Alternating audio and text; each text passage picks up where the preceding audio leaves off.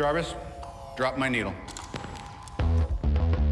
Hello, this is the hardcore legend Mick Foley, and if you are interested in listening to idiots, you came to the right place. Have a nice day. Woo! That's an attention getter. He's a very strange young man. He's an idiot. What we're dealing with here is a complete lack of respect for the law. Oh my God, he's an idiot. You know, of course, that you're out of your jurisdiction. Personally, I think you're an idiot. But that's the evidence in the car. But I was going into Toshi Station to pick up some power converters. Always like to keep my audience riveted. Greetings, ladies and gentlemen, friends and fiends, and welcome to Free Range Idiocy, the podcast about everything, but mostly just the stuff we like. Once again, we find ourselves on the cusp of the highest of high holy days on the professional wrestling calendar. An event too gargantuan to be contained to a single evening and too profitable not to have every single red cent possibly wrung out of. Yea, fellow congregants, the faithful shall venture out into the desert this coming weekend. They shall be bodyslams and chops aplenty, and the flock willst findeth himself properly fleeced and sent home with a collectible chair that no one will care about. Who will win? Who will lose? How will the stories spin and be spun? We're here to give you the official rundown you'll need in this episode 203 of our Wrestlemania 41 preview. I am your Uncle Todd, and with me, as always, is the man who is about to go all John Wick on his landscaping company this past week. He has been my partner in Idiocy for over 2 decades and will make those mower pushers rue the day they messed with the grand poobah of the HOA. I give you the man they call Tim. Behold the king of kings. On your knees, dog. I knew it was only a matter of time. Ha ha ha ha. All hail. bow down to the king. Bow down to the king grinned red as he walked from the place where the traitor lost both his name and his face. Through the halls and the corridors, stinging in blood, he tasted his grin, and it tasted good. The king took his head, left him broken and dead. Bow down to the king. That's Triple H, sir. Greetings and salutations. How are you? Somewhere. Am I back, baby? Am I back? Somewhere Lemmy is both snickering cursing. And cursing. Which, I mean, those two do kind of go together. Yeah, but pretty much. I have a feeling he got a good chuckle out of that somewhere, and somewhere Paul Levesque is wincing. I don't remember if I've done this one already, but I don't think I've given not. it the okay. No. The King of Kings Triple H theme has not been on here. I would have remembered that. I figured, especially the laugh. I needed to do a song to the man, the myth, the legend. We will talk about him later in our And Another Thing. Yes, because you, sir, swiped from me that interview. I was starting to watch it, and I knew I should have claimed it, but you got there first. Well, hey, that's how these robbing things me go. of my wrestling cred now. So, well, so how are you doing, sir? I mean, we're able to record this. We're on a different night. Basically, as Tessio said in The Godfather, they screwed up all my arrangements. That's perfect, actually. Yeah, so folks will have noticed there was no Week in Geek Wednesday this week. That was because the man they call Tim had a little mishap with his fiber optic cable. Yeah, and so we were recording. Went back to the dark ages, folks. We're no internet in the house. We're actually recording on Week in Geek Wednesday. But we will have Free Range Idiocy Friday, so you'll have to get your Week in Geek kick next. Actually, not next week because we are there's some travel afoot. So the idiots are hitting the road. We're spreading the love, and no one wants it. No. There was going to be a herpes joke in there, but thank you for good your taste. Restraint, I did not. Sir. Thank you, sir. Well done. Well done. But yes, so this is gonna be a little bit of a truncated episode here. We're gonna try and keep this one slim and trim. We're gonna have a WrestleMania 41 preview. The one holdover that we are going to have is both of us did watch Raw, so that would be the go home Raw. We still have SmackDown to come on Friday. Or in this case, the go to sleep Raw. But anyways. Well, yeah. So we are going to have some thoughts on that. So let's just kick right into that. Yes. Cry havoc. Unleash the dogs of war. Let's hear it. There it is. Let's actually see a punk dog Larry. That's true, yeah. with a little auto tune and some heavy modification, but yes.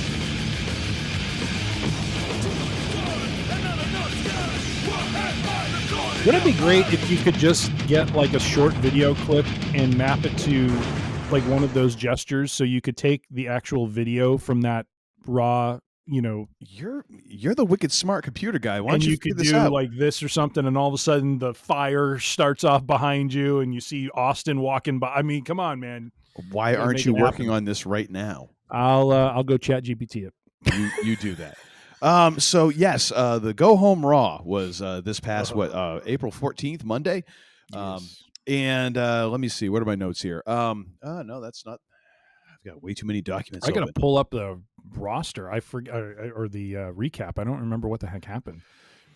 So we actually didn't. We did not have we had another week without a Cena Cody open. However, we had a Gunther come down, apparently unscheduled. Which was good. I will say it was good. Pulled Michael Cole in the ring and then dismissed him without too much, and a pretty intense promo from Gunther, which was good. I gotta say, this really wasn't a Monday Night Raw for me. This was Monday Night Recap. There was so much recapping going on, and I felt like, because we opened with a recap, then we opened with Gunther, then we had another recap. And then I think we had a commercial break. And then we came back from the commercial with, I think, a recap. And I get that they're trying to recap all the stuff and get everything caught up for WrestleMania and all that. That I get it. Man, like, then most of the matches felt like they were just derivative of what we're going to see on WrestleMania. And I was like, there's got to be another way to do this. Like, I know you want to keep people interested, but there's got to be another way to deliver an entertaining show and not have it be like some variation of the WrestleMania match that we're going to see this weekend on Monday Night Raw, where nothing significant is really going to happen. That's the thing that that kind of sucked. The Bayley Liv match was all right, glitchy, strong ending. I like the ending. I thought it was kind of cool how, not Ivy Nile, what's her name? The champ. Lyra, thank you. How Lyra basically blocked, my God, my brain is not working. Raquel. What the? Not Raquel. Or Liv. No, she basically. What's Liv's move called? Oblivion. Yeah, she basically held on to Bayley. So yeah, that was. And here's the thing. I thought that was cool. I think all signs are pointing to Bayley turning heel. I think it would actually be much more interesting if Lyra turned heel, and we'll get into that in the WrestleMania 41. But it was kind of funny because that is a bit of a heelish move. Yeah. And then they skated out of the ring like a heel normally would, with the cheap win. The biggest thing that got me here is when you had the Rey Mysterio, whatever generic Creed match, where I was like, I get that you want to keep Ray involved, and you're going to have, Gable involved and El Grande Americano is going to be involved. But like, isn't there a way that wouldn't it have been more interesting to have like the Creed brothers against, gosh, I can't remember the two dudes from the LWO that aren't Dragon Lee and Ray. Cruz del Toro and I'm forgetting the other one. I can't think of his name. Keep going. But wouldn't it have been better to have like them as a tag match, and then you've got Gable and Ray out there, and then you have Gable get sent back, and then he comes back as, you could kind of do the same thing, but you would have I feel like it would be a more interesting match just with different people involved, Yeah. That's the kind of thing I would love to see on this, is like have the people who are going to be on 41 on WrestleMania, on the PLE, whatever it might be, have them involved, but in a peripheral way. And you could even say like, hey, well, they got the match coming up this Saturday or Sunday. So, obviously they're not wrestling tonight, but they're going to be in the corner of, you can pull that off a couple times and it'll be fine. I mean, people have been familiar with sports enough to know about resting the starters, so I think it would work, and it would ultimately be a better show, because you can have some of those other people just letting it rip. Whereas the people who are in the match on Sunday and Saturday are just like, dude, just try not to get hurt between now and then, because I really would like that WrestleMania payday.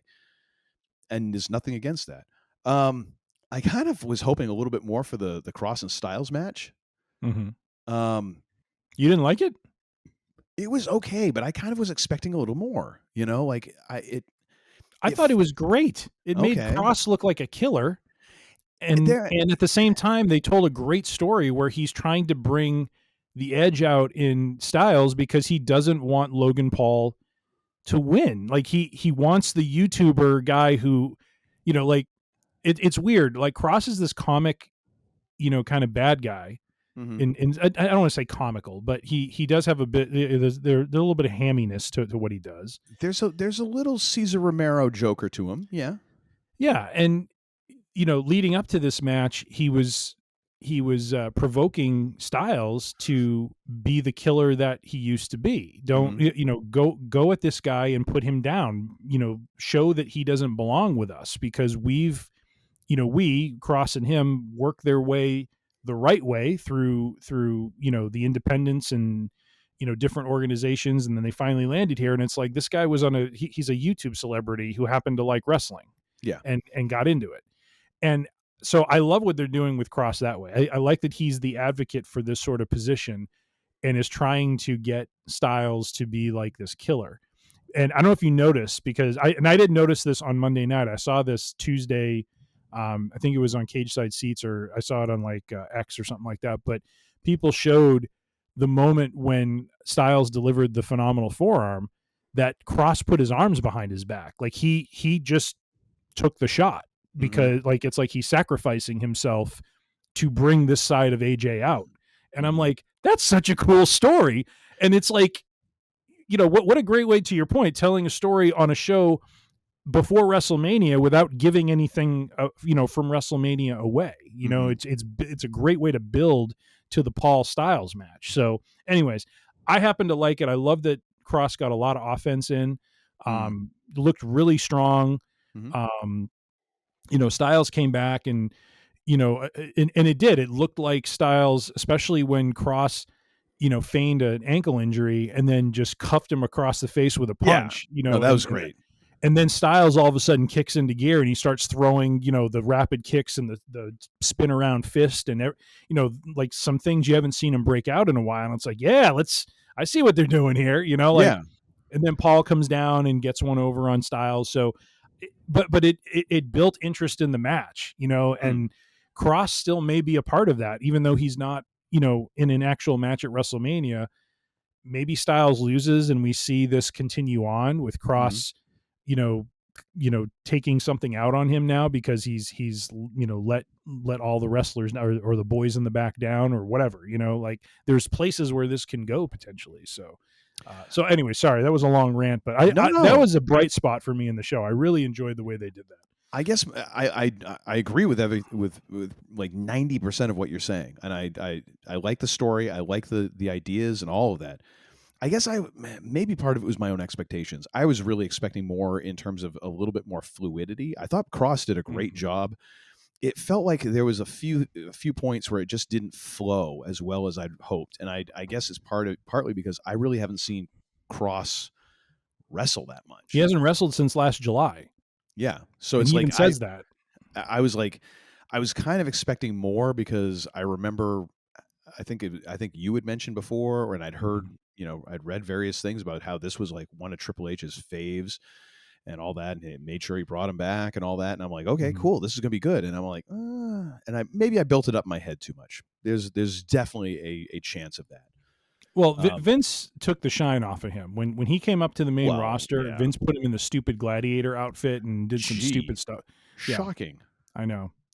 So some of that's on Vince, but Cross has been really trying to make the most of any opportunity he can get, and I love that they did this. I love too that he incorporated the Roman Reigns smack talk during the match.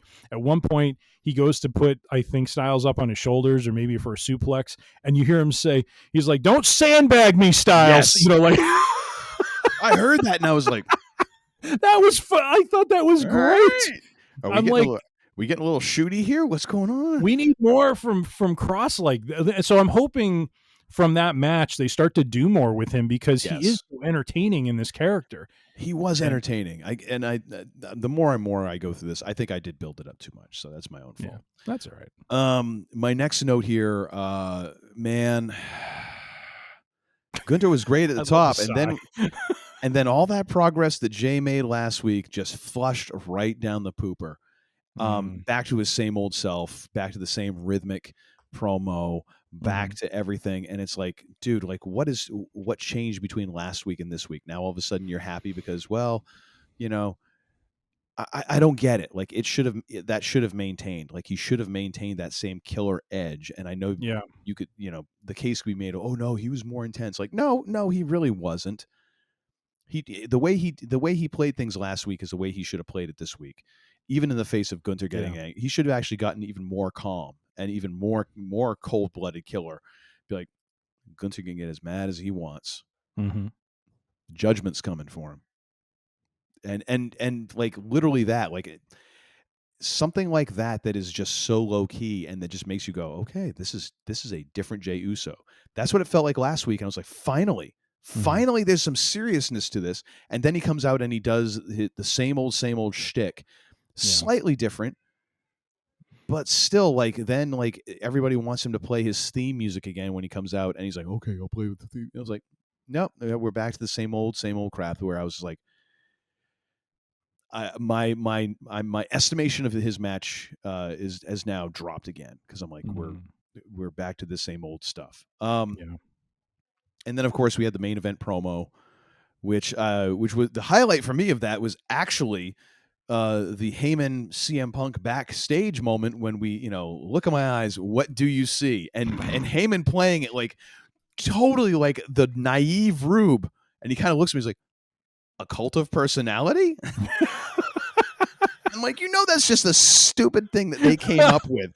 And that, that Paul Levesque was just like, we can't do that on TV. And he's like, no, trust me, it'll be funny. He's like, oh my gosh, when this drop, this is on you. It's funny, but it's not going to go over. Nope. And then after probably like, all right, fine, you're right. Either that or he was like, I would love it if Paul Levesque was the one who's like, no, you got to do that. You got to do that. I just love that we have a little of that DX. I love that we have kind of this like, I don't know if this is the right way to put it, this love triangle storyline going on. And the mistress is Heyman. It is the weirdest thing. Like, you've got these three dudes fighting over this fat balding dude. It's bizarre, but yet it's compelling. Oh my gosh! I mean, and then the best part is as he sees, as Roman sees him and in disgust walks away from his cheating partner, and all of a sudden you hear my tribal chief, and there he goes waddling after him. And Punk's laughing. Oh my gosh. So yeah, that kind of brings us up to WrestleMania as we know it here on Wednesday, April 16th, and who knows what'll happen on Friday, but I can't imagine there's anything else that's really getting added here. I think we're pretty much locked in at this point. So do you want to run us down the card, because you have been so good to compile this for us? Yes, and I will admit, however, I didn't do. Does this look correct to you when you looked at this? Because I just want to make sure I didn't miss any like last minute ads to the card. I don't think they made any. They did not make any last night on Monday night that I know of. On Monday night, okay. So let me just double check here. Sorry, I'm just going to. Here we go. Looking at Wikipedia. doing the old. So Google. I'm just going to read them off to you. So the War Raiders versus the New Day have that. Rey Mysterio, El Gran Americano. All right, I have Jade Cargill and Naomi. Do I have that? Oh, I do have that one. Okay, got that. U.S. LA Championship. Knight, LA Knight, Jacob Fatu, Tiffany Stratton, Charlotte Flair, Gunther Jey Uso, Roman Reigns, CM Punk versus Seth Rollins. Okay, You got it. Night 1. Night 2, Liv Morgan, Raquel versus Bayley and Lyra. AJ versus Logan. The 4-way Intercontinental Championship match. Damian Priest versus Drew McIntyre. Do I have that? Yes. I do have that. Okay. Io Sky versus the triple threat for the women's championship, and then Cody versus John Cena. Okay. Yep. We got it all. We're good. Just want to make sure. All right, so I'll probably cut all that out. I just don't want to leave points on the table here. You know, like if there's points to be had, I want to amass all the points. I want to put the hurt on Uncle Todd. In that case, I'm not going to. Hurt has already been put on Uncle Todd, so it's just further hurt. I'm going to just let people know just how you are wallowing in your own avarice. Thank you, Jake the Snake. You're welcome. I got one more for you. Now I'm going to get up and pee in between the beds in my rented hotel room. The Mick Foley story about Jake, just terrible. I saw one of the strangest things, though, on Instagram.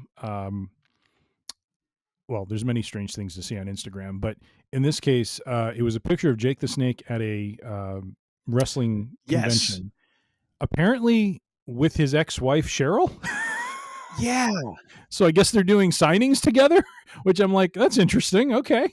And I don't think it was strictly a wrestling convention. It was just like a Comic-Con or something. Yeah, because there was like some sci-fi-ish. Like his booth was kind of is really a gracious term. His folding table was set up, I believe, next to like some sci-fi stuff, and I was like, okay, this is interesting. What are they talking about? But yeah, I didn't realize that was. There's nothing wrong with that. It's just it seemed very random to me because you never heard they divorced and you really don't hear anything about his ex-wife, and all of a sudden it's like, oh, she's doing signings with him. It's like, well, okay. I don't know. Maybe they're back together now that he's now he's cleaned on up the straightish and now that he has gone through the personal soul wash that is DDP. That's right. Which, by the way, that guy has done. Yeah, are you okay over there? I've already had shoulder problems last I love how you're just like doing the slow diamond, and you're like, "Oh, my shoulder." I need to go talk to DDP at this point. Jeez. But I do like that term, the spiritual car wash of DDP. It's a soul wash. That should have been the Godfather's new character after that. Bing, bing, bing, bing. Oh, yeah, that's true.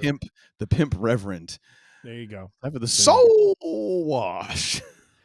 Can't call him Doctor of Style. That is Slick's name. So no, this is Lucky Pigeon Eclectus. Okay. I didn't know if you were having a tall boy of old fashioned or if you're. No, I did not prep that much. I just felt like having a nice cold beer. Nice cold Budweiser.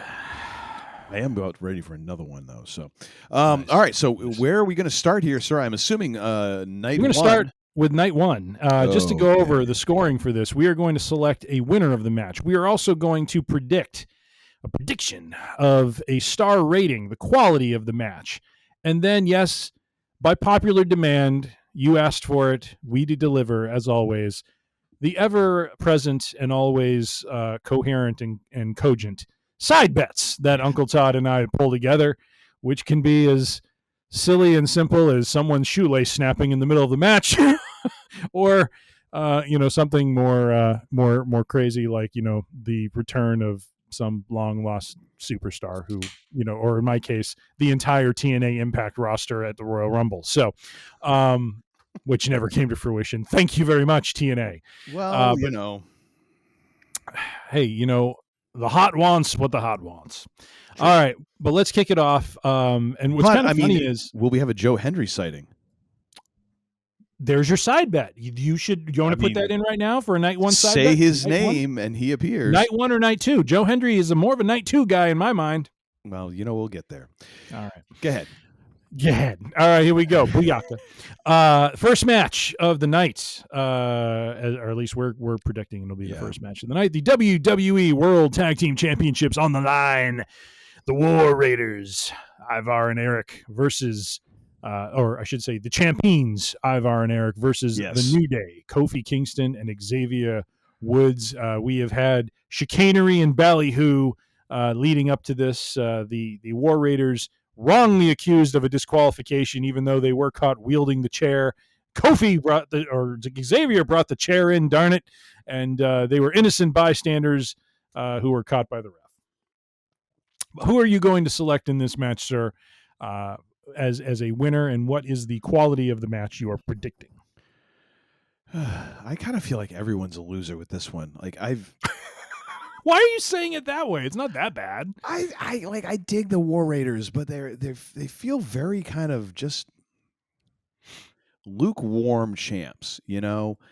And I'm not sure if the heel New Day is going to really benefit from the championship. I ultimately think the money is more in getting the New Day the championship, and then letting them be the cowardly heels that keep the championship through chicanery, because they've already gone through their losing streak and all of that stuff, and they've built them up to this point.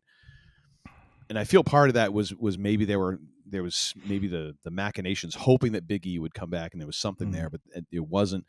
Now I think maybe the idea is like, oh, let's get them the belts and then have the War Raiders, the baby faces chase for a while. Because I got to be honest, like War Raiders, yeah, they're good. As far as being the champs, like they're kind of just, it's not very exciting. It really isn't. But then again, maybe that's just the fact that the tag team division isn't exactly setting the world on fire right now. I will say on Raw, I don't think they've done a poor job building the Creed brothers into a viable contender. Yeah. Mm-hmm. They don't have a lot of tag teams. Mm-hmm. And so it's the Creed brothers, it's the War Raiders, it's the New Day. Who else do we got? How the hell do we not have Motor City Machine Guns on this? How do we not have DIY on this? Hey, Reverend Ciampa is busy marrying people, so DIY. What, he can't fly into Vegas? Like he can marry? He can marry like 50 people like the day before WrestleMania in Vegas, like just rapid fire. Ba-dum, ba-dum, ba-dum. Lake Winnipesaukee, ladies and gentlemen. There was a Ciampa sighting. I think it's the New Day that's going to win this. I think I'm going to go with a 3-star. Really? All right. Yeah, I don't think it's going to be excessively good, but I think it'll be better than average. So I'm going to go with the New Day as well. I agree. So I feel you make an excellent point with the roster. I hadn't really taken that into account.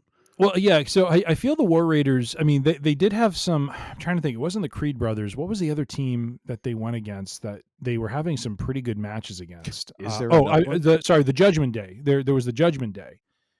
Yeah, but they're only kind of a team, Right, but they were having some really good matches with them. And that's actually another one. Like on Raw, they could have, instead of having, freaking Finn versus blah blah blah. Like, why not put like Dominic and Carlito in a match? Like, actually make Carlito earn a paycheck for once. Yeah, like put them in a match and let Finn be at ringside or something, like anything. By the way, did Carlito not have the best tweet last week when he wrote about how his funeral will be? My family has asked for privacy during this time. And the picture, ladies and gentlemen, the tweet he sends, a picture is of Braun Breaker, who is literally like, his head is like here, his feet are up in the air, and Carlito is just in the beginnings of this massive spear that he got by Braun Breaker. That's great. And he's just like, "Thank you for the thoughts and prayers. My funeral will be this Friday." Yes. This is great. It was so good. And then when they teed it up this past Monday, and he's looking down the aisle and he's hauling rear end, it was so good. That was so well done. But yeah, I think it's a byproduct of I think unfortunately the Raw roster does not have a deep tag division. I think the War Raiders have you know, again, it's like, how do you build the Creed brothers up when you don't have a lot of teams, unless you bring in just some ham and eggers that they can just go through to kind of build up, kind of the old school, like jobbers, like build them up as killers. Or I shouldn't say killers, but just build them up as a viable contender, through the fact that they're supposed to be, part of Gable's stable. You can't really get by that anymore. I mean, well, actually, I should say you could get through that, because now you have some of these. You have Evolve, you have all this stuff, and so one of the tag teams that I saw in Portland at Limitless Wrestling, a team called Swipe Right, was in a match on NXT against the NXT Tag Champs, and were booked pretty damn strongly against the champs. Like, nice. It was not a 3-minute squash match. It was a fairly decent length match. Yeah. They looked strong, and the champs ended up pulling it out, of course. But it's like, there is you could have Gable saying, we'll take on anybody. And you could then bring in some of these teams that are in the Evolve, ID, whatever, right below NXT. So you're not like going in and jobbing out your NXT guys, but you're bringing in these guys almost as old school, like enhancement talent, but you only bring them in once. You don't bring them in week after week after week and let them get their tails kicked every time. Yeah. But yeah, going in and having like, not like necessarily an old school squash match, but maybe one step above. Like they look okay, but they're not going to look strong against these guys. Yeah. I don't know. Maybe there's something to that, and you could reference that when they finally do make the roster. Like, okay, these guys are actually ready now. They just weren't quite ready to face these guys, Yeah. I don't know. What I think is sealing the deal for the New Day, though, is that I think they, being, the over the top heels that they are, I think getting the belts allows them to, build up their heelishness through a title run, while also providing a chase for the War Raiders, to conquer them at some point. Now, unless they have a plan for another tag team to surface to, dethrone them, I'm really hard pressed to think of another babyface tag team outside of Otis and Tozawa. Like there really isn't, outside of the War Raiders, there isn't really another babyface tag team that I can really think of. No, and they're not going to bring the Lucha Brothers together this soon. No, like they're I guess the LWO. I guess that you could have the LWO, but even then, like, that's not going to move the needle. No, but I mean, at the same time, it's entertaining. Like, I think people have reacted well to those guys. Like it's been so sporadic. Like, they're obviously like, it's Ray and these other guys. Yeah. Well, I am not going to be as optimistic as you are with the quality of the match, because I think this is going to be right down the middle, a 2-5er for me. Right. Average match. It won't be awful, but it won't move the needle for me. It'll be kind of meh. But we'll get a New Day title reign and the chicanery and ballyhoo that comes with that. Indeed. Our next match is Rey Mysterio versus El Grande Americano. Actually, side bet. Do we want to take a side bet on whether or not Paige shows up to help her former Paige? To help who? Who the is she? Former helping? Saraya, WWE Paige. Yeah, I know her. Who is she helping? Who are you referring to? Xavier Helping Woods from the Oh. Yeah. Oh. Do we want to do we want to I don't All think right. they would go with that. I think no, that's not my bet. You're saying Paige. Okay, so Paige appears and helps. No, I'm not placing that as a side bet. I was asking you if we should place that in there. Wait, there's no we here. The side bets are individual. If you would like to place this bet, I am not going to put that one. It's not going to happen. But I'm just saying she is available because she's no longer under AEW contract. That is true. I also heard that Mariah May, or I read that Mariah May, who was part of, so she was in AEW, but she was part of this really, really well done storyline with Toni Storm, where Toni Storm is like delusional and she thinks she's like a timeless Toni Storm. Timeless Toni. They had apparently just a series of just ridiculously good matches, and the storyline like made it all. And so her contract is wrapping up. She was very good, very good. And there has been rumors that she is heading to WWE once her contract is up, which I think is going to be quite a pickup. She's a very talented, female wrestler, and she and Toni Storm just had their last match, which was called the Hollywood Ending, was just an absolute like blood and guts. I mean, Mick Foley must have been proud watching this match, because they went tacks, they went broken glass, they went. I mean, it was insanity. It was absolute insanity. But anyways, I wonder if there's a way that they could, Paul's going to pick up the phone and call Tony and be like, "Hey, I'll tell you what, I'll swap contracts with you, Charlotte for Mariah May." You never know. It only takes one yes. I have a side bet to propose to you. Okay, sure. Does Big E appear and cause them to lose the New Day? No. If anything, that's down the road. Okay. I mean, that'd be where the money is, don't you think? Like, it would. But wouldn't the crowd pop big to see Big E come down the aisle to lay waste to his brothers who embarrassed him in front of a crowd? I don't even know that Big E is in a shape to do that. Sorry, not lay waste, but at least like embarrass them on the big stage. Like, what a time for him to get back at them for what they did to him, than to do it on the biggest stage of them all and cause them to lose the championship. Yeah, I don't see the money being in them continuing to chase. Like, I think the money is in them winning, Yeah. Anyways. All right, moving right along. Uncle Todd teased us with a side bet that did not come to fruition, but it was interesting. Rey Mysterio versus El Grande Americano.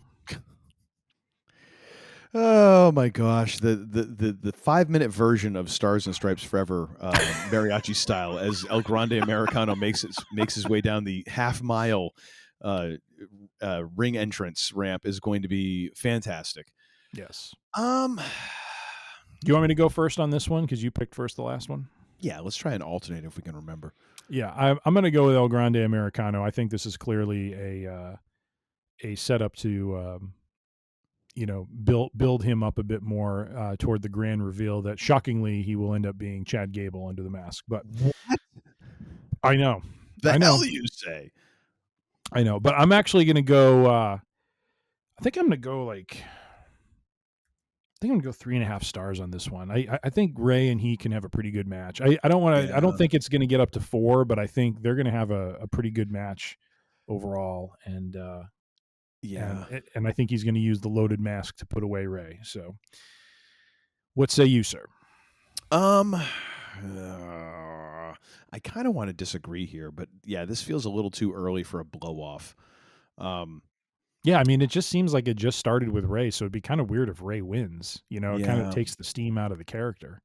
I'm going to go with El Grande Americano as well, and I will also go with 3.5 stars. That one just feels right, and I got to say, no offense to Ray, because Ray has earned his stripes and earned every single petal of his flowers, but Ray is definitely slowing down, and I think if this match is going to reach 3.5 or even close to 4 stars, it's going to be a lot of Gable, and I think he can do it. I think he's actually managed to learn some of this, the luchador-esque stuff and put it together in a way that it's like, he's done the work, and he's a hell of a performer. He's a hell of a hand. Yeah, I mean, at first I looked at this, I'm like, ooh, that could be a show stealer, and then I'm like, oh, that's right, Ray is like 68. I don't know that that's going to happen. It reminds me Ray's about to collect Social Security. Well, if Social Security's even around. Hey. It reminds me of in Coming to America when it was like, what was the boxer? Oh my gosh. Frank Sinatra said, oh my gosh, what's Joe Louis 110 years old. Oh, Jesus. This is what I think about with Ray. It's like, he's been around forever. Like, good God, how old is he really? He's wearing the mask. Like, we have no idea. Ladies and gentlemen, we were watching Rey Mysterio on WCW Monday Nitro when we were in our 20s. Yes. And we are slowly approaching on our late 40s, soon to be 50, and he's still wrestling. Like that is damn near 30 years right there. Yeah. Good God Almighty. It's pretty insane. It is. It is. Yep. But anyways, El Grande Americano is going over on this one, folks. It's just the politics of wrestling. All right. Next match, ladies and gentlemen. This is our creature double feature right here. Is coming. Our creature double feature right here. Jade Cargill is going to go house on Naomi. I'm sorry. I'm going to jump ahead and just do it. Jade Cargill is winning this, and she's winning this viciously. I think it's going to be a beatdown of epic proportions. What do you say? I am very tempted to put Naomi over on this one and then to incorporate a side bet with Bianca Belair interference. I think that I think this is the only reason I would say that it isn't going to happen is because we don't have Bianca on tonight, and then having Bianca go in as the heel night 2 officially, it feels like I in a way, I kind of want them to pull the trigger on that. Like, I'd like to see that, like Bianca go in as the heel and have that transformation happen between night 1 and night 2, because I think it's happening anyways. You know, and it would, to me, then further the feud. Hell with it. I talked myself into it. I'm going with Naomi. Let's make this a 3-star match, because I don't think it's going to be tremendous. Because as impressive physically as Jade Cargill is, she's still not a polished worker. Greener than a Midwestern pasture. I don't quite go that far. I'm being facetious when I say that. I mean, being facetious. But even discounting the facetiousness, yeah. Like I don't think she's quite that green. Okay. But she still is not as seasoned as a lot of the other, performers, certainly on this card. But yeah, I'm going to go with that side belt. I would love to see that actually happen. So one thing with your side bet, I want to make sure I'm capturing this accurately, because I want to make sure points are accounted for in a fair and impartial way. Are you both saying that Bianca interferes, costs Jade the match, and turns heel? Well, I mean, that would kind of be the definition, wouldn't it? Well, she could accidentally interfere. You know what? Let's leave that ambiguous, because maybe that... Maybe I don't want to leave it ambiguous, because it gives you a point if it's left ambiguous. Well, no, I mean, I'm going to leave it ambiguous there, that she doesn't officially turn heel. So let's just say Bianca interferes and costs Jade the match, because that would make it interesting going into night 2. I would love to see it just the other way, just like boom, like she's a heel. She's a heel. But I could see leaving a little wiggle room. So yeah. All right. Yeah, let's just leave that the way it is. What are you going to put a star rating on this one, sir? Well, I'm rethinking the winner here. I was all in on Jade, but I don't know. Do it.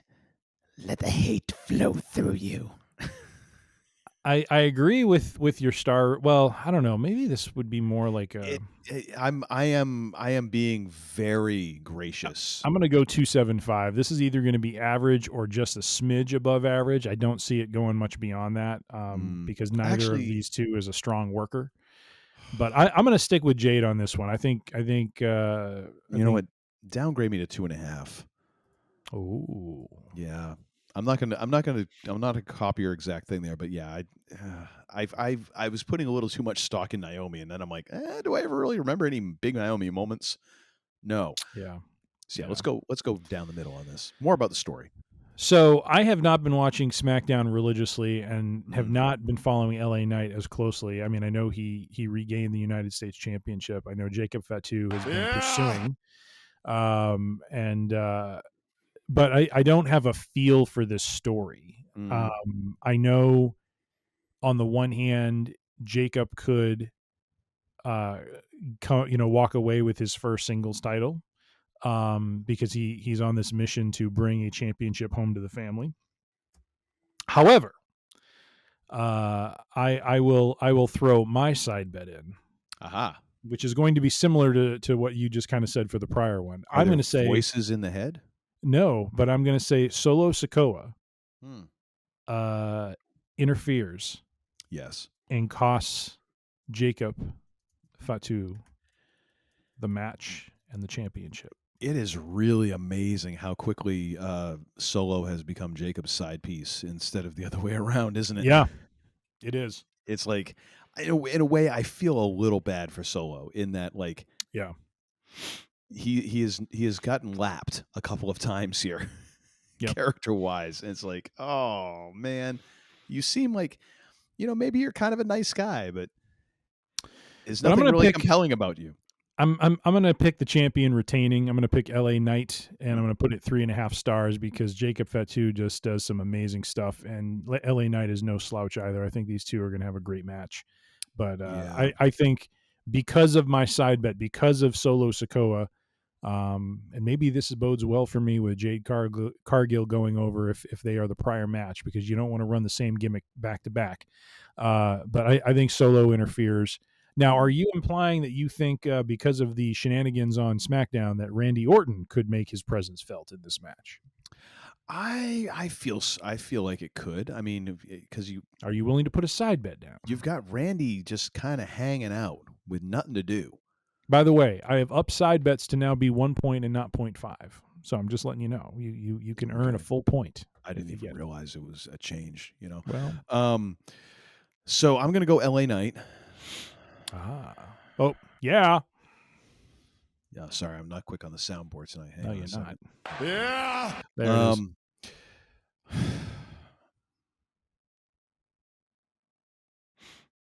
I'm actually going to change. I'm gonna go 3 and see. I was just gonna differ. I'm gonna go 3.25 star.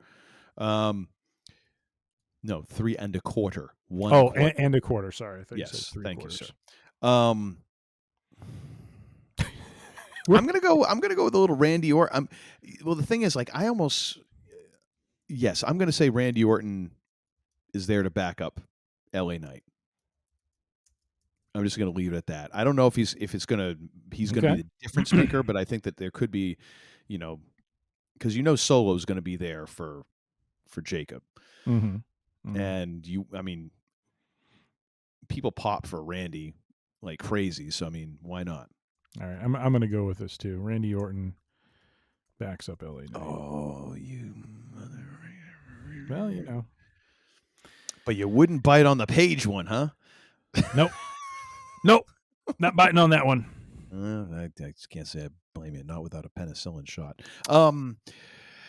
And this brings us to the craptacular mess of 2025, known as the WWE Women's Championship match, where the champ, Tiffany Stratton, defends against unhinged Charlotte Flair.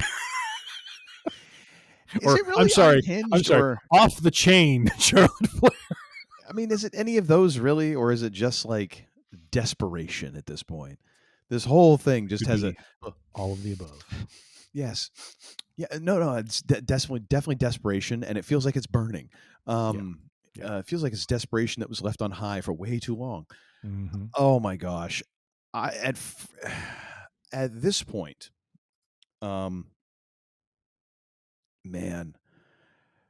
I'm stuck between like what I think they might be trying to do for business and what I want them to do. Mm-hmm. What I would like them to do is to basically just be like, yeah, Charlotte we're reading the room and nobody wants you. Like not in terms of they don't want the heel to win. Like they just do not want you to win. Yeah. And you've got so much go away heel. Like this is just not going to work. Even if we put the belt on you and trying to make you like the big old like heel that hates everybody, like it's not going to be good. However, I think that much in the same way as they keep trying to find ways to utilize Nia Jax, there is a sense that Charlotte is an asset. I think Charlotte is very much a Triple H sort of gal. Man, I almost think they're going to put the belt on Charlotte, and I don't think it's a great idea. But then again, do you then try and leverage that and Tiffany Stratton chasing? Does that get you more business? I don't know at this point. I'm flummoxed on this one because it's like there's the up and the downside seems so the cliff is so sheer on either one of them. I'm picking. This is not hard for me. I'm going with Tiffany. I'm not. You're going with your heart. I am not a fan of Charlotte Flair anymore. She has come back, and it has been a disappointing return.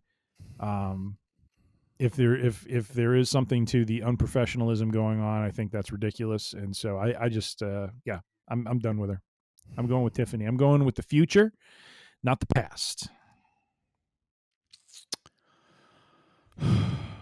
I'm going with a 2.0 star rating because I think this is going to be sloppy as hell. Oh yeah. 2 is being generous, by the way. This may not be a Nia Jax special, but it's going to be probably on the cusp of it. There's only one way. Man, I've almost talked myself into them trying to squeeze something out of Charlotte and having her be the just shit-tastic heel that Tiffany then has to chase and overcome. Oh God, why are you doing this to me? Ladies and gentlemen, I am adding a side bet as Uncle Todd is thinking this over. I am calling it. What have I ever done to you, sir? Look at, ladies and gentlemen, Nia Jax shows up in this match to aid Charlotte Flair. Book it. She's going to be her muscle. She's going to be her enforcer. Maybe this goes against my pick, but I just wanted to throw that in because nothing would make Uncle Todd's Saturday night more than seeing Nia Jax, the charisma vortex, if you will, make an appearance and just make the crowd boo even more if they haven't already. You know what? You go right ahead and you put that down as a side bet for me too. I'm going Charlotte Flair 2 stars. Oh, look at that! Look at that! Because you know what? At this point, I just hate the world anyways. So why not? Just 2 stars. All right. Damn! Set the controls for the center of the sun. All right. We're gunning. This next one's probably going to be a no-brainer. If you watch wrestling at all, if you understand the dynamics, dare I say, the politics of professional wrestling, you know that this is built up to crown the Yeet Man himself as the world champion, the supposed killer who's going to be coming in and just bouncing Gunther from pillar to post. Jey Uso, World Heavyweight Champion. What say you, sir? Go with Jey Uso. I'll set this one at...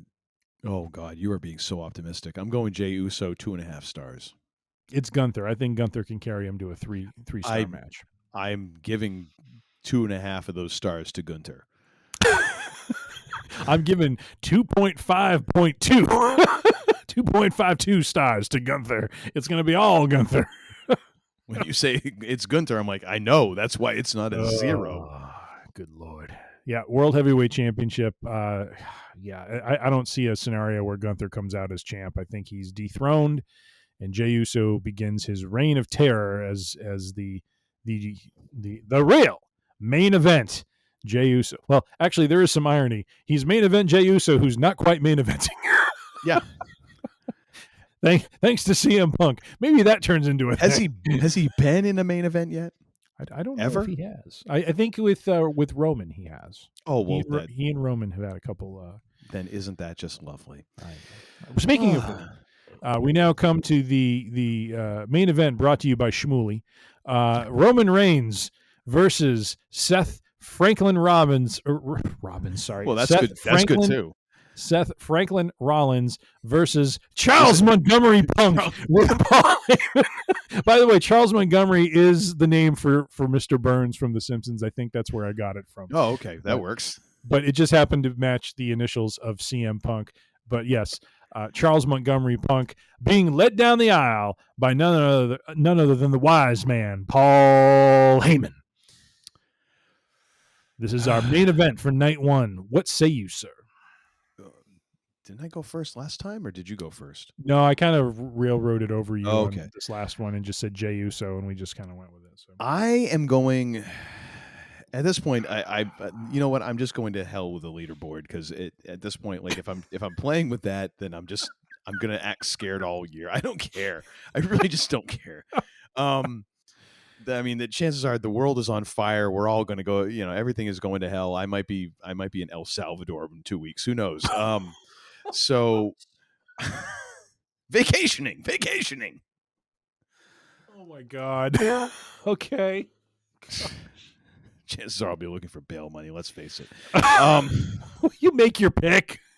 So I think Seth Franklin Rollins comes out of this. Okay. And I think he winds up with Paul Heyman. So let's go. Right, let's go with Seth Rollins. I'm going to set this one at. I'm going to go with a 4-star on this, and I'm going to say that Paul Heyman leaves with Seth Rollins. Okay. And sorry, you said it's going to be what's the star rating? 4? Is that what I heard? As a 4. 4. Okay. As much as it pains me to make this pick, because it is CM Punk's first main event. It's like you're choosing between your children here, sir. At a this is hard. I'm a very big CM Punk. Hey, I'm wearing the hoodie, baby. I'm wearing the hoodie. You are. You have been for like the last 6 months. Like, have you? I don't think I've washed it yet. I don't think I have. I think it still smells like Larry. Like Larry actually laid on that one. He might have peed on it. Possibly rolled around in a little. Have you seen that dog lately? Oh no. My gosh! It's like a cross between like Falcor and a wild boar. Yeah, the teeth action's a little odd with him. So some serious dental problems, but good God, 10 out of 10, good boy. Oh my goodness. Yeah, as much as it pains me to say it, I'm going to go with Seth Rollins on this one as well. When you look back at the matches that have occurred, and Rollins has taken the fall against Punk a few times. His only win was due to Roman Reigns. But I think in this one, I'm actually going to do a side bet of Paul Heyman betrays CM Punk, which allows Rollins to win. And then I'm also going to go with Paul Heyman leaves with Seth Rollins. I did watch the clip you had talked about with with Bubba Ray talking about the only outcome, from a drawing money perspective. I agree with what he's saying. There's no money in him staying with Reigns. It's kind of played out. Not really sure where it really goes with Punk. If Heyman stays with Punk, we're kind of past that point. So the money is with Rollins, and where you go with that. And so, and then of course in the story, Rollins, who has lost to Punk on a couple of occasions, now gets a little bit of shine back at WrestleMania. Mm-hmm. And storyline wise can hold over the head of Punk the fact that he ruined Punk's main event. Even though Punk got the main event that had evaded him his entire career, it was Rollins that embarrassed him. And that's why I did the side bet of Heyman betraying him, because it's not just that he loses, it's that Heyman, who was supposed to be his good friend, ends up being part of the reason why he ends up losing that match. And so it's like, in a way, Punk kind of, not that he loses everything, but in the context of that match, Punk loses everything because the guy who was supposed to be his friend ends up turning his back on him. So, but I'm going to go 0.5 higher than you on this one. I'm going to go 4.5 stars because this concoction of those three and the quality of matches that they have, whether it's against one-on-one each other or just in general, I just see this one is just going to be off the charts good. It's going to be the strongest match of the night, and rightfully so. So I'm going to go with Seth Franklin Rollins over Charles Montgomery Punk and Roman Reigns. I'm sorry, the OTC Roman Reigns. He already has a moniker. I was going to say we're going to go with Quattro R. Yeah, I'm going to go with Quadruple R. I'm one better than you, Triple H. Hey, 4.5 stars. Uncle Todd going with the same winner, 4 stars. As far as side bets go, I'm going to say Paul Heyman betrays CM Punk and allows Rollins to win, and then Paul Heyman will leave with Seth Rollins. Uncle Todd has a side bet of Paul Heyman leaving with Seth Rollins. Anything else you want to cover before we move on? I mean, I guess if you're going to do the Paul Heyman betrays CM Punk, I mean, I feel like they're.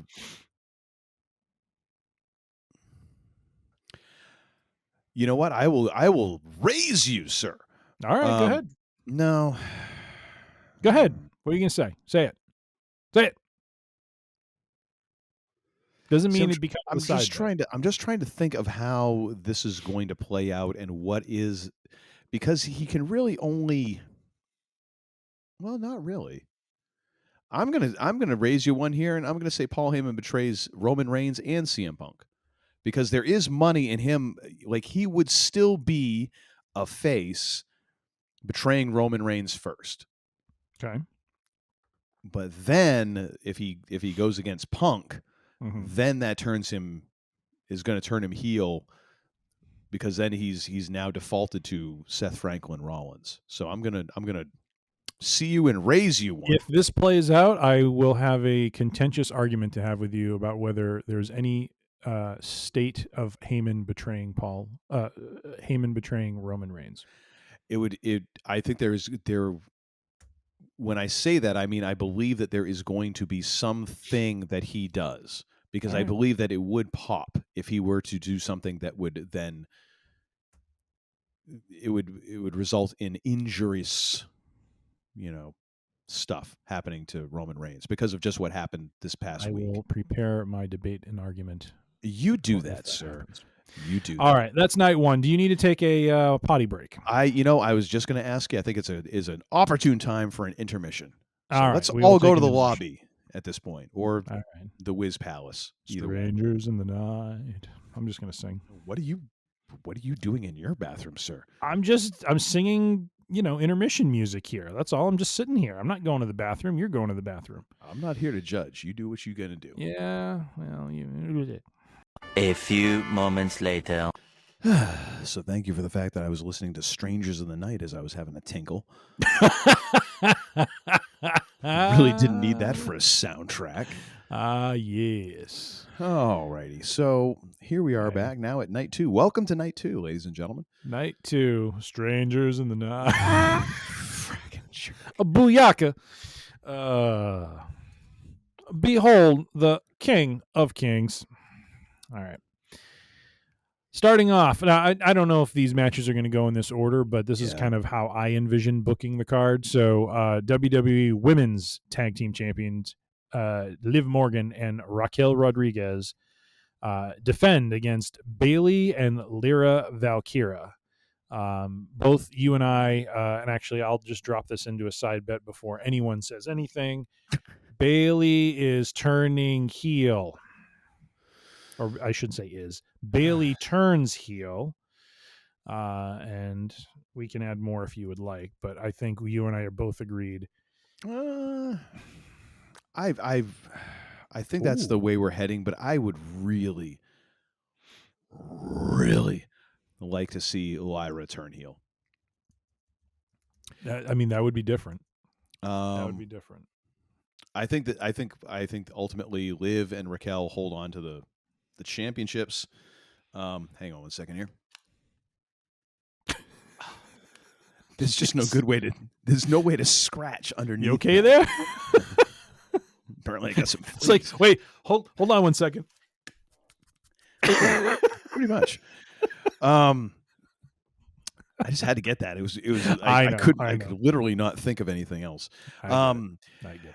I think the money is in Liv and Raquel hanging on to the belts, if only because I think the main story is going to be on the Bayley Lyra side of this thing. Overall, I feel like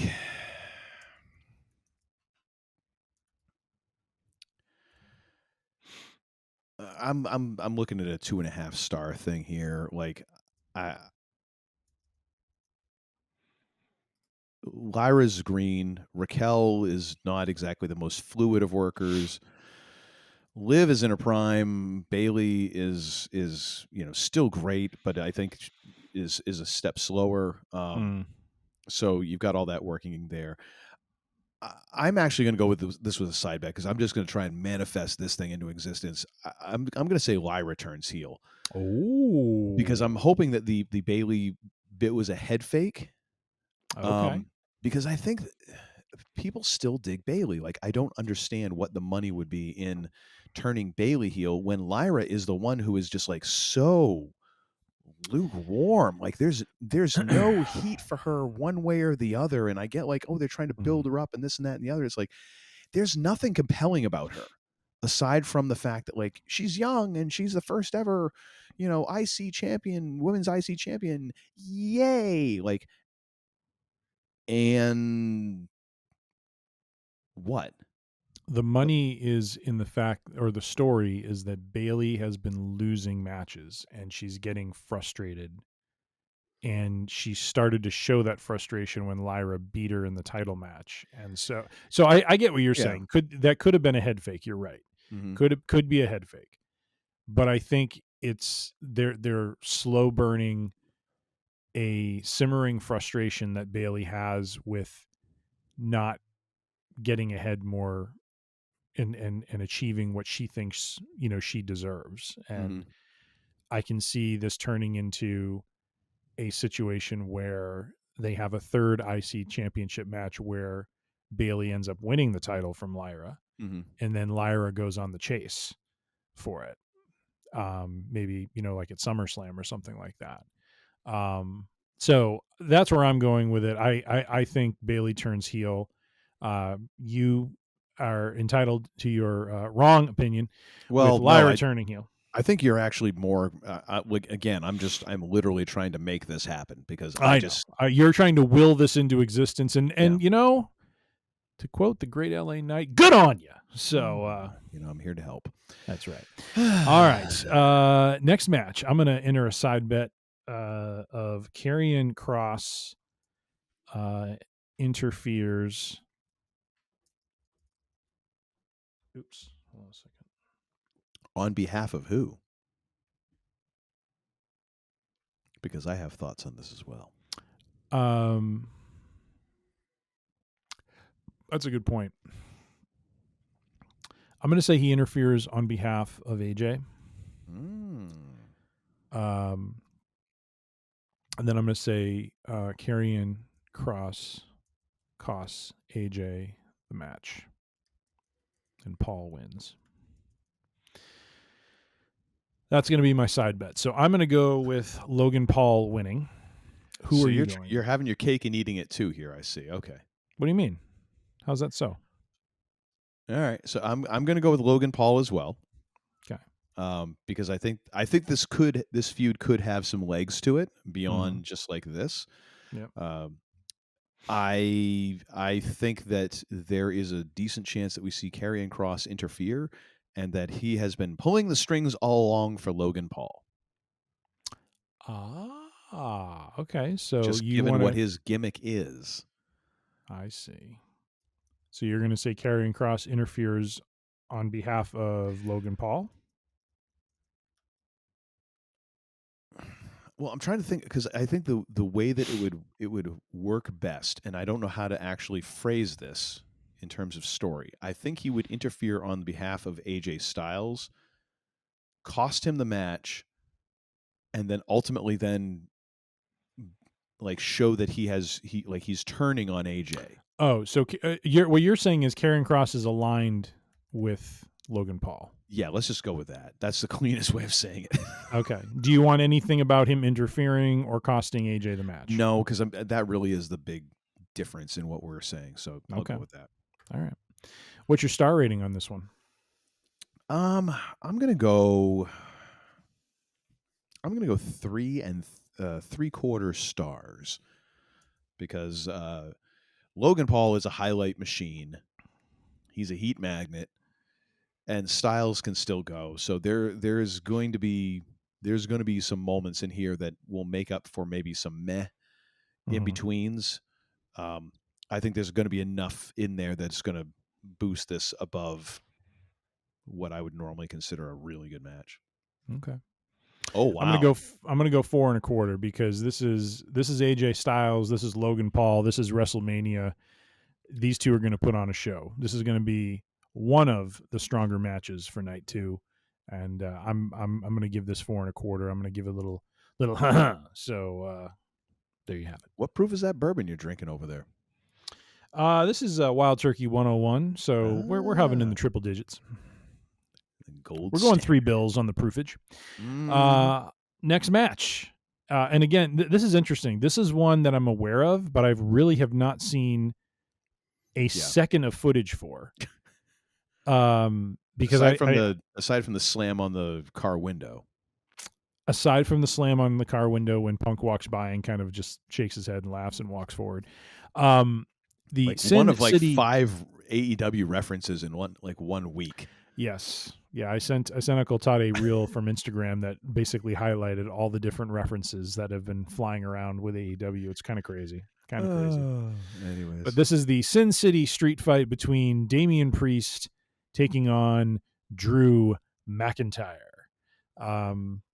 The storyline here, I think, is Drew has been getting thwarted by Damian along the way. He was thwarted by Damian at the Royal Rumble. He was eliminated at Elimination Chamber by him. And I believe McIntyre has been trying to get some comeuppance on Mr. Priest. They have things have broken down to such a degree that they're going to have a full-on Donnybrook. Now, did you get in the Priest cashing in on McIntyre? Well, that's the other thing is last year at WrestleMania, thank you, Priest, yes, cashed in on Drew McIntyre to win the World Heavyweight Championship and then go on a mediocre run as said champion. Bye. What say you, sir, on this one? Who is coming out as the winner of this brawl for it all? None of us. We're all going to be losers in this. Not really. But I don't know that there's a tremendous amount of upside here. Gosh,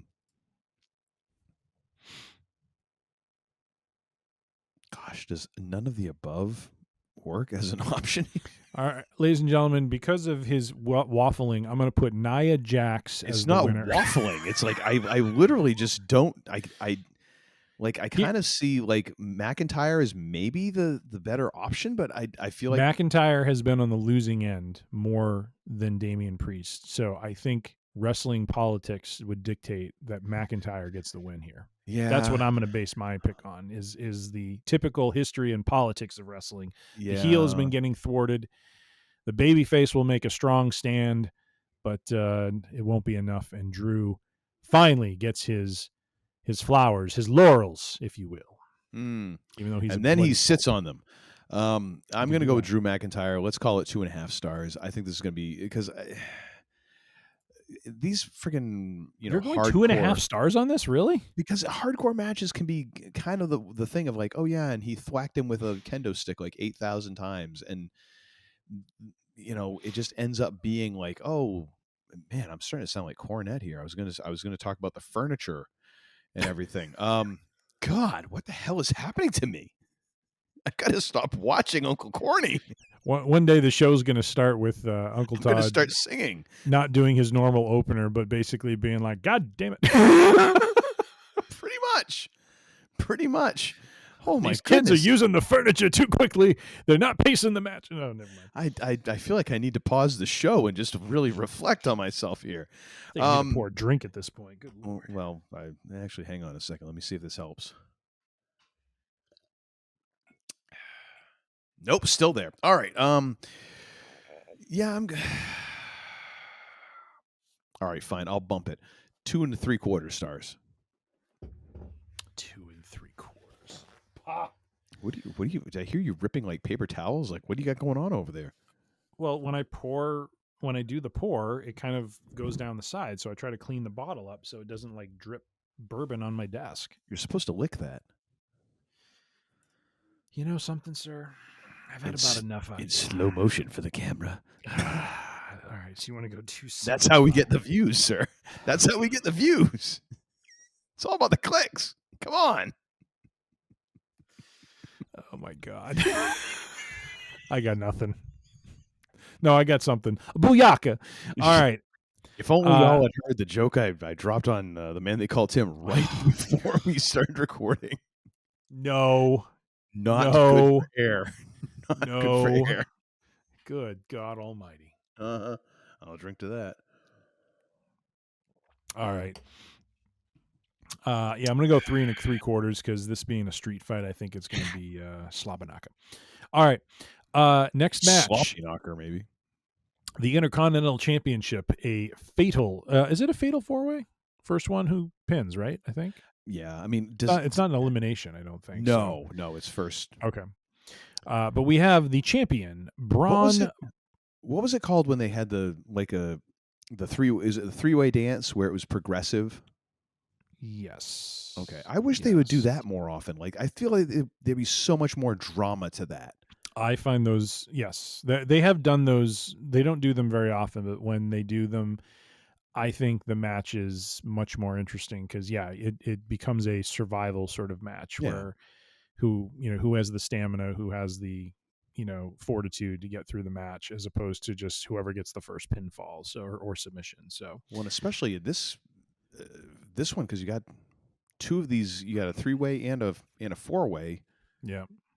On this night, it'd be nice if one. So of them was I think different. the triple threat. The interesting thing with the triple threat is I think they contest it under no DQ rules. I think anything goes in a triple threat match. Well, yeah, because you can't. But it's not elimination.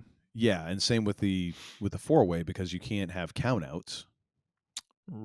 Okay, yeah. So the fatal 4-way will be no DQ as well. Okay, yeah, gotcha. That's what I'm saying. Like if you had one that was progressive, it'd be like, oh, it's a little different. But anyways, I get it. But let me see. The fatal 4-way is Braun Breaker, who is the defending champion, will do so against Penta, Finn Balor, and Dominic Daddy Mysterio. Sorry, I just threw that in there. I need a shower after you just. Well, it is what Liv calls him. I don't know what to say. I don't know what to tell you there. So this is a stacked match between 4 talent. Just because doesn't mean you have to. If Liv jumped off a bridge, would you? Well, maybe. There's a whole lot of wrestling fans out there who would agree with you. So I mean, who might have? I'm going to be the mark in this of this match. I'm going to be a full on fan mark and go with my favorite of Penta. I think it would be great to crown him as Intercontinental Champion, give him a run.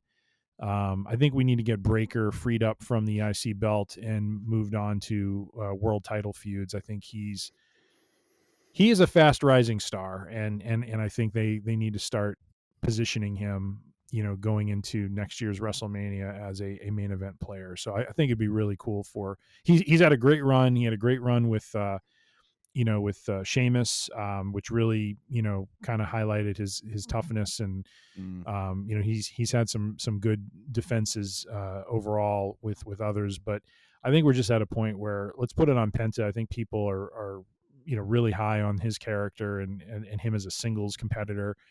Give him a run. They're probably going to take time building up his brother Rey Fenix as well, like we talked about, I think last episode or a couple episodes ago.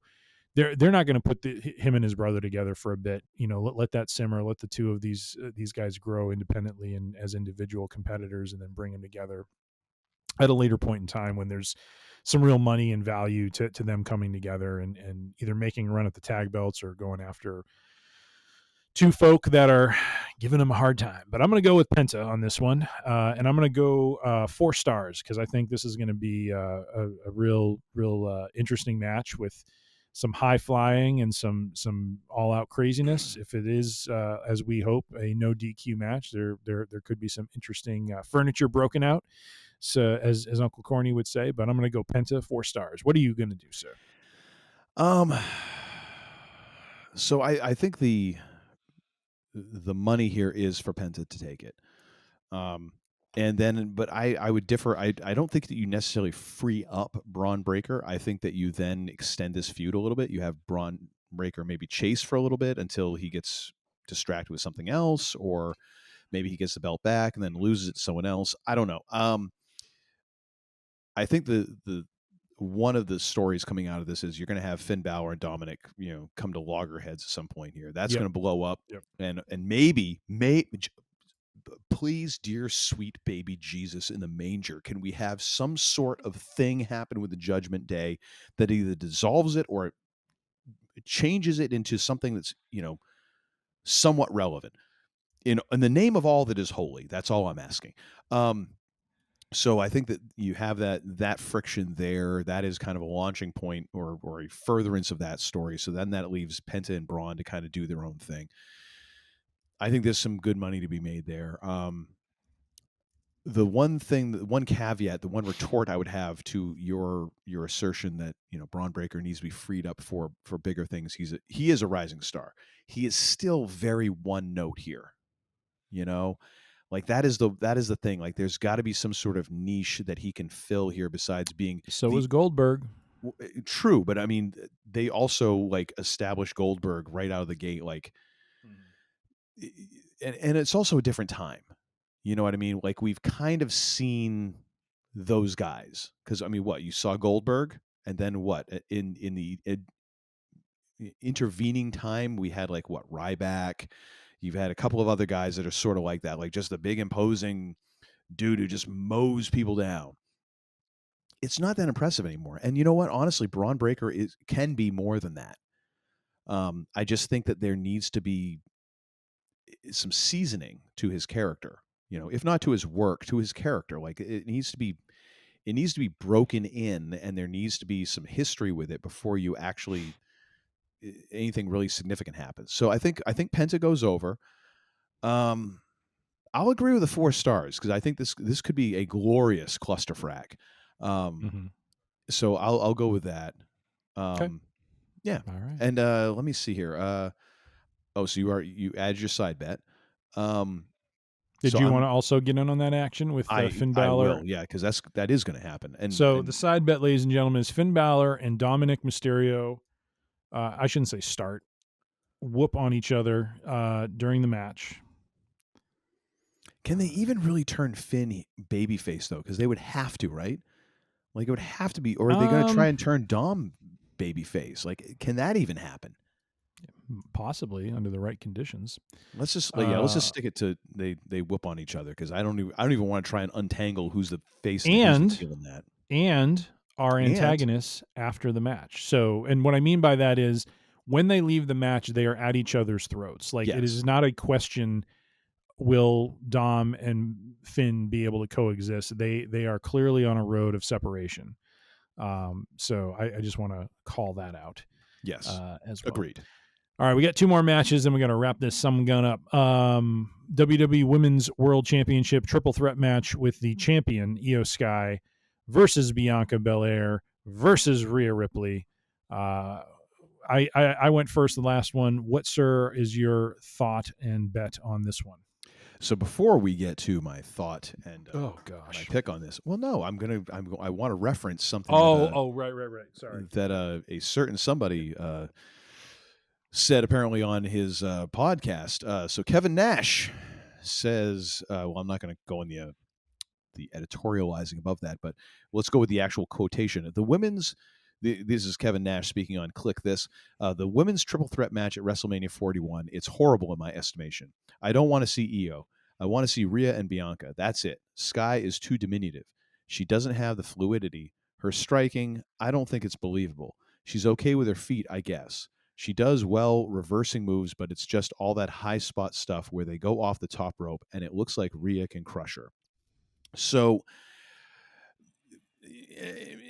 interesting thoughts from one of the lowest drawing, WWE champions of all time. And Big Daddy Cool is entitled to his opinion. I personally feel like, the fact that the number of people who are actually cheering Io and the reaction she gets, in spite of, all of the things that Nash has said, speaks differently. Like, okay, yeah, that's what you think. You're entitled to your opinion, and your opinion is not shared by a lot of fans. So cool. Yeah. That's nice. Like, appreciate your experience. But I really feel like in this match, Io has the opportunity of really being, like I told you before, like a hinge point. Like she is going to kind of be the facilitator of a lot of stuff. Because you look at Rhea and Bianca, and just from a standpoint of physicality, Rhea and Bianca looks like a 1-to-1, match.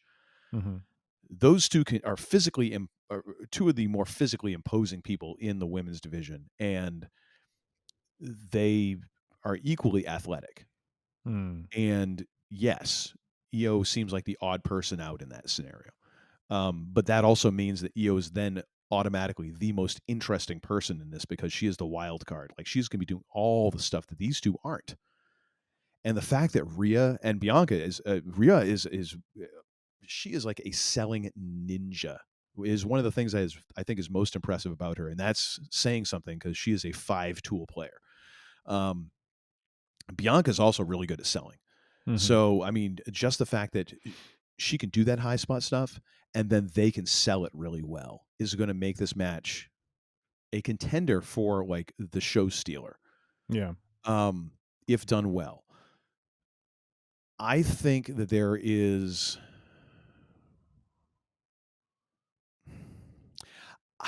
a possibility that Io walks out of this with a championship. Really? And I'm so leaning towards that right now, because this could launch Rhea and Bianca as a feud in and of itself. You don't need to have Io, like and the point being that they haven't had to have her, that she retains, and that they can kind of have their own thing, but she could somehow still interfere in that. Like, you could continue this, like she could still have a chip on her shoulder, and I could see that. I could see there being a lot of money in that. And in fact, you know what? Screw it. I'm going to go with that. I'm going to say Io retains. I'm going to go with this as, I'm going to say 4.5 stars. I think this is my pick for like the show stealer. I think this could be a tremendous match. So Io Sky wins it, and what are you getting at? 4.5? Yeah. Really? Wow. Yeah. I mean, because I think that you could easily go Bianca and Rhea after this, with Bianca being the heel, because, well, then again, I mean, anyone's the heel against Rhea at this point. She's the CM Punk of the women's division. She can do no wrong. And I mean, why not keep Io as the champ? Because people are still reacting to her. Like, why not? Then you can spin her off onto somebody else. You make some valid points. Just beat the hell out of each other. I mean, I don't know. You make some valid points. Well, thank you. But how am I wrong, sir? That's what everyone wants to hear. Well, you're wrong, because I think I don't think Bianca's going to win it. Okay. I think you're wrong. I don't disagree with you. I agree with your idea that maybe this launches Bianca and Rhea into a feud, but I think it's a feud where Bianca is chasing after Rhea. I mean, yes, I could definitely see that. The only point of disagreement. Actually, I changed that. But go ahead, finish your thought. My only point of disagreement is that, like, Rhea is, when I say that she's the CM Punk of the women's division, I say that because she can be in these feuds and not need the belt. Like, the feud doesn't have to revolve around the belt. And I feel like that's been one of the things that, in a way, has been a weakness for her. Is that everything has revolved around the championship. And I'm wondering if they're kind of coming around to that idea. Like, she doesn't need it. Like, it's nice, but at the same time, like, people are going to cheer for her and pop for her and like go nuts over her, whether she has the title or not. Same as CM Punk. Use that. My God, why not? Like, why tie up this as a a belt feud when it can be a main event feud with nary a championship in sight? But here's the problem that I see with that assertion, which is you're spinning it into a feud between Rhea and Bianca, which leaves Io to do what? Like, who does she then feud with? Anyone you want. Like, that's the thing. Like, but what's the story? She don't... doesn't have a strong. But whereas if I think one of Bianca or Rhea wins it, and so here's where I'm going. I switched my pick because I came to the realization it doesn't make sense for Bianca to chase Rhea, but it does make a lot of sense for Rhea to chase Bianca, since Bianca in some ways was the catalyst for her to lose the belt in the first place. Oh, so you're going three-way chase then. I'm going to go with Bianca winning. Mm-hmm. But I also have a side bet I'm throwing in here that this is where Bianca goes full on heel. So this now becomes a babyface title chase for Rhea to go after Bianca with the belt. Oh yeah. And Bianca lords it over her as you can't beat me. But then what do you do with Io?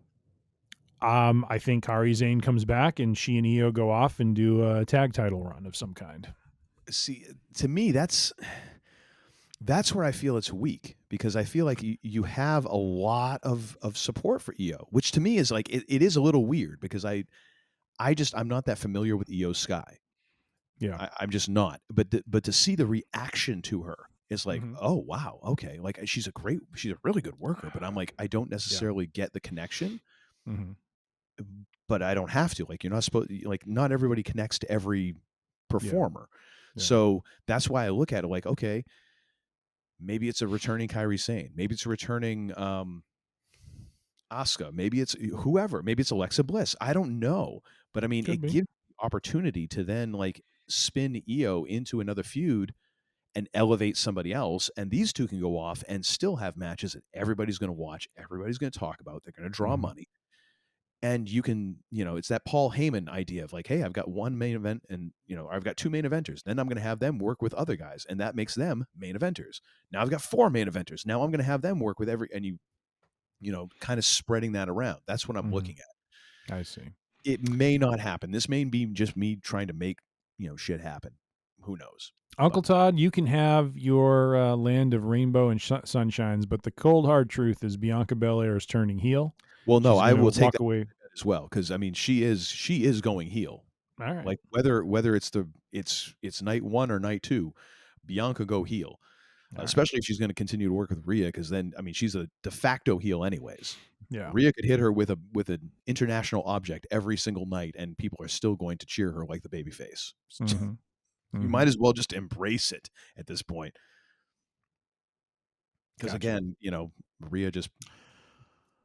Anyways. Ooh, I'm going to throw in another side bet that I did not think of, and you're going to look at me like, what are you talking about? But hold on. Seth Rollins. Wait a minute. Hold on. That's. Oh, okay. Fears. Sorry. Fears.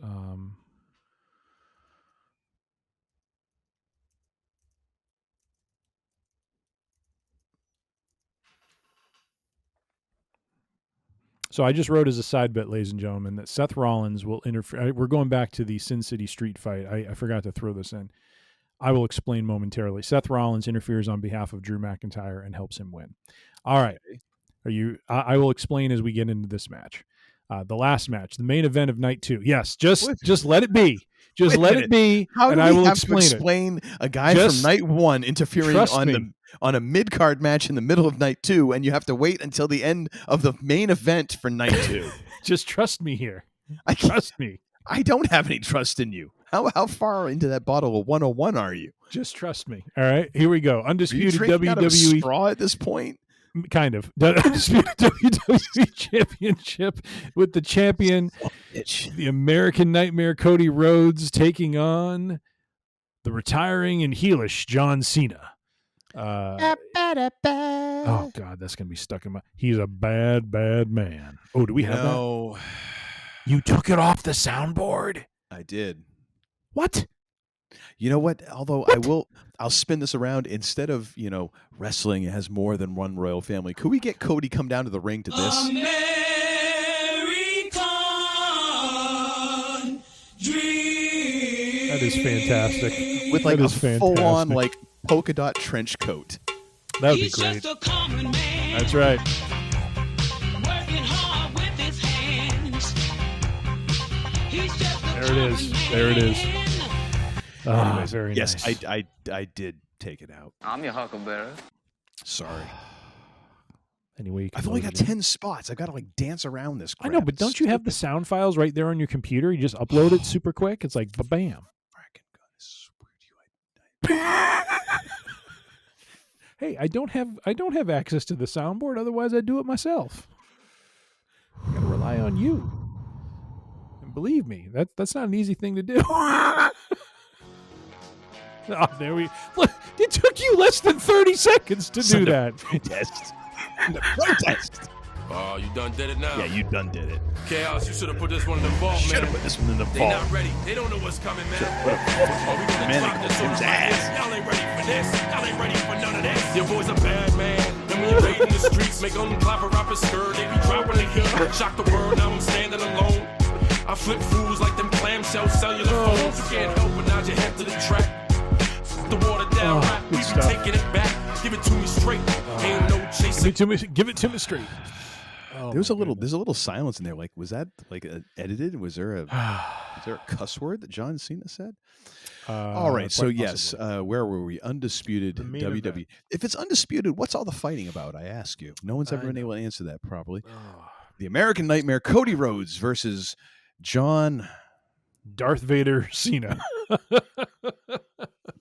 John made that kid in the corner cry. Cena. Yes, he did. Oh, that is good. Yeah. That is so funny. You spent more time complaining about loading that song up. It took less time to do it. Well, with the number of times that you've gone all fuzzy and frozen on this thing, I figured Zencaster would just completely poop out on us, and that'd be it.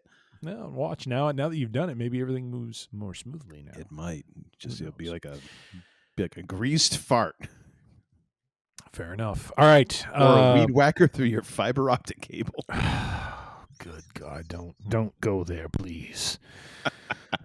Raw. Monday Night Raw. There it is. Oh, God. Yeah, I thought this was under protest. You're enjoying this more than I am. Oh, you done did it now. Brutus the Barber Beefcake up there. Working on your hedges. They not ready. They don't know what's coming, man. Oh, we gonna drop this on right here. Y'all ain't Were you ready for saying this. the landscaping crew had this song on it? There it is. They did. Make them clap a rapper skirt. They be dropping. Anyways, where are we? Hysterical. We're trying to pick a winner for this.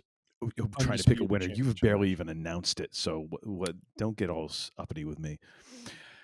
Where are you at, sir? So I believe I went first last time. I'm going to go with. This is going to be a good match, no doubt. But I'm going to go with John Cena. I'm going to give this 4.5 stars. I think it's going to be a phenomenal match. We are going to be blown away, and unfortunately, Cody Rhodes' long title reign will come to an end at the hands of Mr. Cena. But I will get into a side bet that explains why. I love how you almost like belched up your appendix in the middle of that pick. Well, you know, I had to keep talking, and I had to adapt to the passing gas. So what can I say? What say you, sir, on this one? I'm going to go with John Cena as well. I'm going to go with a 4-star rating. Okay. If only because, you know, Cody, I think there's going to be a lot of emotion here. I do wonder how the quality of the match will be. Yeah.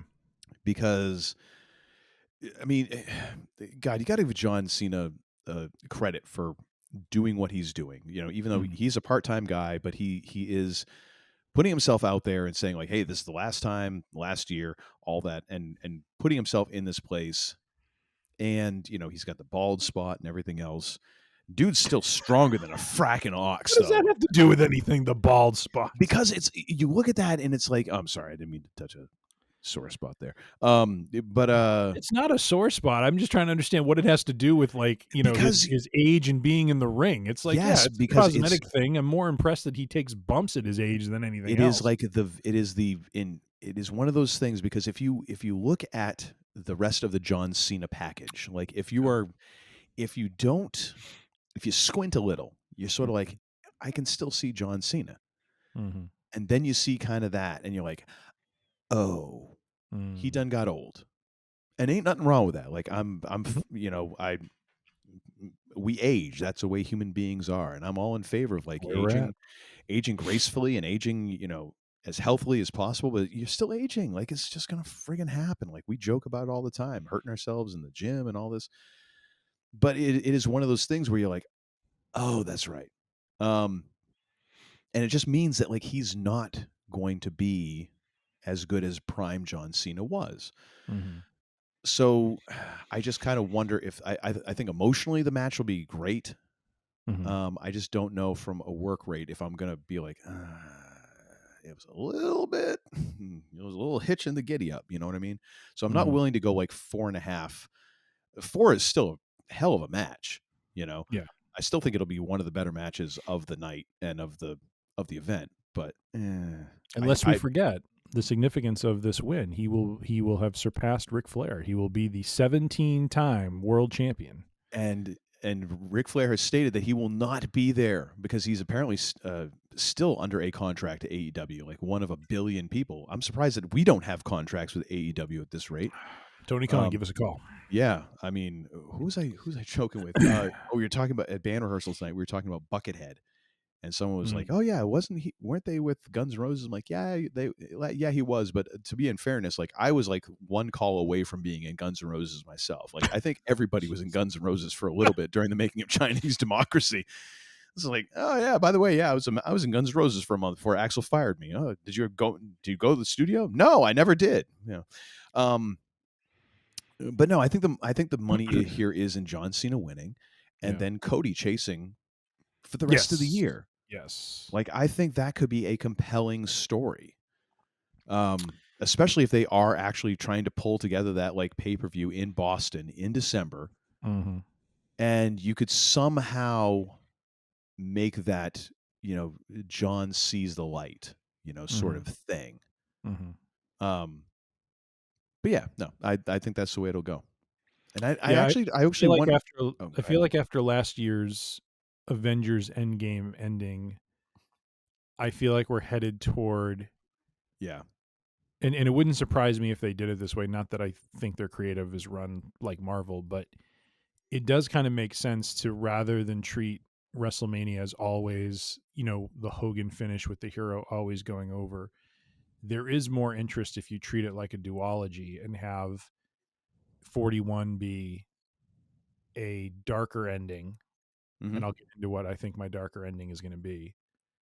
But then build it up toward 42 where you have, kind of the babyface hero ending. Like play with that back and forth so that it's not always the same formula, because you're not sending the fans home mad, you're sending them home wondering what's going to happen on Raw the next night, and that's the key.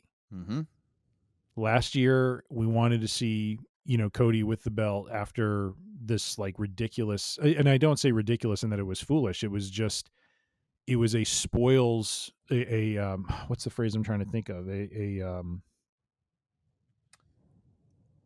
spoil, like, how does the phrase go? Is the spoils of riches or the riches of spoils or something? You know what I'm trying to say? I can't think of the phrase. I can't either right now. But it was just we got so much goodness in that ending. Between, I mean, it literally was WWE's version of Avengers Endgames. You had every hero come down. Oh yeah, to offset every bad guy that was helping Roman out. And it's so weird that we did not get Austin, but it was very strange given The Rock. Yeah, I mean, but the Undertaker it kind of almost worked better. I feel, in a way, just because of the lights out and all that. Because I mean, Austin would have had to have his ATV to get down to the ring and all that. Right. But then again, I mean, do we have Austin this year? Because he is literally scheduled for WrestleMania weekend. He will be in town. It's not like they have to lure him off the Broken Skull Ranch, right? With like a trail of money bags. Like he's already there. Hey, and his might gear have to go back to the ranch and monitor for coyotes. Okay, so I just I love to hear him talk about coyotes. He's like, I'm sitting here in my 4-wheeler. I'm on coyote patrol. We got some coyotes in the range up here. It really is like, it goes back to like Ocean's 11 when they're talking about the Mormon twins. Like they're having trouble filling the days. It's like, that's like Steve Austin. Like, what is he doing? Yeah. Like he's already way too invested in his cats. Yes. Not that that's anything wrong with that. God bless Steve Austin, cat dad. I almost wonder though, like, is there a way like that works into this? But then again, I like the idea of it being very pristine. Like it's just these two. it would be kind of cool if we had. So here's the other part of this, and that looms over this, and you're starting to type it in your side bet. The Rock, who again is like dumb Loki in this situation, where he's just like the person who's facilitating and messing with stuff, but he never comes at a time that's opportune, and he shows up like once every 6 months, and we're supposed to care about him, and we don't. Like I would be very happy if we never see The Rock as an on-air character anymore. Like I'm so soured on him from between where he was at last year's WrestleMania and now. I'm like, he's a chump, and that's terrible. If anything, if we are going to get any kind of Rock interference, that is where I would love to see it happen with Austin, and like for that to happen like up on the stage, top of the entrance ramp, and never gets to the ring. You know, something like that. If you're going to use Austin, that would be the greatest way to use him, and have like zero impact on the actual match. It could just be this kind of like thing off to the side. Oh my gosh, what have we got going on? You're going to have to run down your side bets. What's all right, happening so here? I think we're done with the picks. We're both saying Cena. We have slightly different star ratings. So I have, and I'm not writing this as my own, creation or thought. I have read rumors about this, that The Rock could be forming a heel stable because there had been, shots with Drew McIntyre where he and Drew were talking, and I forget if they did something with him in Final Boss character or not, where they talked about connecting in the future sort of thing. There hasn't been as much with Seth Rollins, but the idea here being that The Rock, Drew McIntyre, and Seth Rollins are in collusion and help John Cena win the championship, with all four of them ending the show as a unit. I don't know what it all means. I don't know what it would be named or called, but the idea of getting the three of them together, and I say the three of them because The Rock is so inconsistent in staying on TV. I think it would be really interesting. And if I'm watching WrestleMania Night 2 and that's how the show ends, with Cena holding the belt up with McIntyre and Rollins at his side, that's pretty damn interesting, because that's like, where does this go? Like, it's so out of the blue, but there's enough story there where Rollins turning heel, with McIntyre and what he's been going through with Punk, and with, the business as a whole, Rollins going through what he's been going through, that maybe there's a story there to be told. Rollins with everything he's dealt with Reigns and Cody and so forth, that there's potentially a story to be told there of why they would do that. So it's far out. It may not happen. With these side bets, we have nothing to lose. We don't lose points on them. It's a bet you're throwing out there. And so yeah, I'm thinking we see a new faction being formed before So our wait, eyes. we don't lose a point if we're... No, we've never taken points away when we do side bets. Well, shit. Okay. What? I thought we got a point off if it wasn't correct. No, we only ever say that it's like, we don't subtract points when we get the winners wrong. We just don't add the points on. Did you not know that? Apparently I wasn't paying attention in school, which is kind of really on point for me. We've been scoring it this way for years. We haven't been doing the side bets. This has only been like this year. Side bets have only been this year. So I agree with you. The side bets have been this year. What I'm saying is, when we've done winners and star ratings, if we get them wrong, or we get the winners wrong, we don't subtract points. So I did not extend to side bets to say, oh, let's go subtract points. Okay. Well, I misunderstood. Would you like me to do that? Would you like to make an amendment? No, I would not. Oh my gosh. No, I would not. You want to tack on a rider to that bill? No. Clean bill. All right. So then, okay. So what do you think of that theory? Do you like it? Do you not like it? What? I in one way, I do kind of like it. I feel like this is, because there's been some hints. Well, not hints. There's fantasy booking of a new world order sort of faction, which has an interesting twist to it in this way. The Hmm. problem here is, and it's tough to even wave away with wrestling logic, is that Seth Rollins has been ranting against Roman as, part of his, and it's been fairly well documented. Part of his problem with Roman is the fact that he's here and there, and he kind of only comes and goes when he wants, and he is consistent. He has been steadfast and all that. And, Punk, left and then comes back whenever he wants. And Rollins is going to align himself with a part-timer who comes and goes as he pleases, and another guy who comes and goes as he pleases. Like, that's the part that for me makes it really tough. Can I give you my spin on it? Sure. The Rock selects McIntyre and Rollins as his guys to lead the company into the future, being a board member, and pairs them with an outgoing legend to be his muscle for the remainder of his time as a way of molding them for taking on that mantle when he's gone.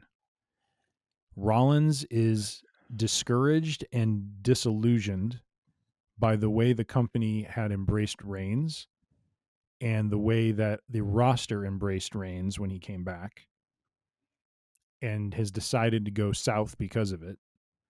McIntyre is just pissed overall because nothing ever goes his way, and he has decided to sell out to The Rock, having the backing of the board member.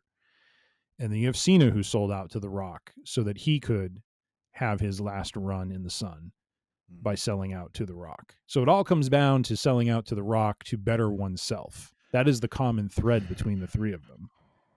Now, and then the other part is, Rollins really feeling like Punk is a cancer to the future of the industry. So he believes by doing this, he is going to save the industry from CM Punk and from, the evils that he sees, kind of coming from Punk's success.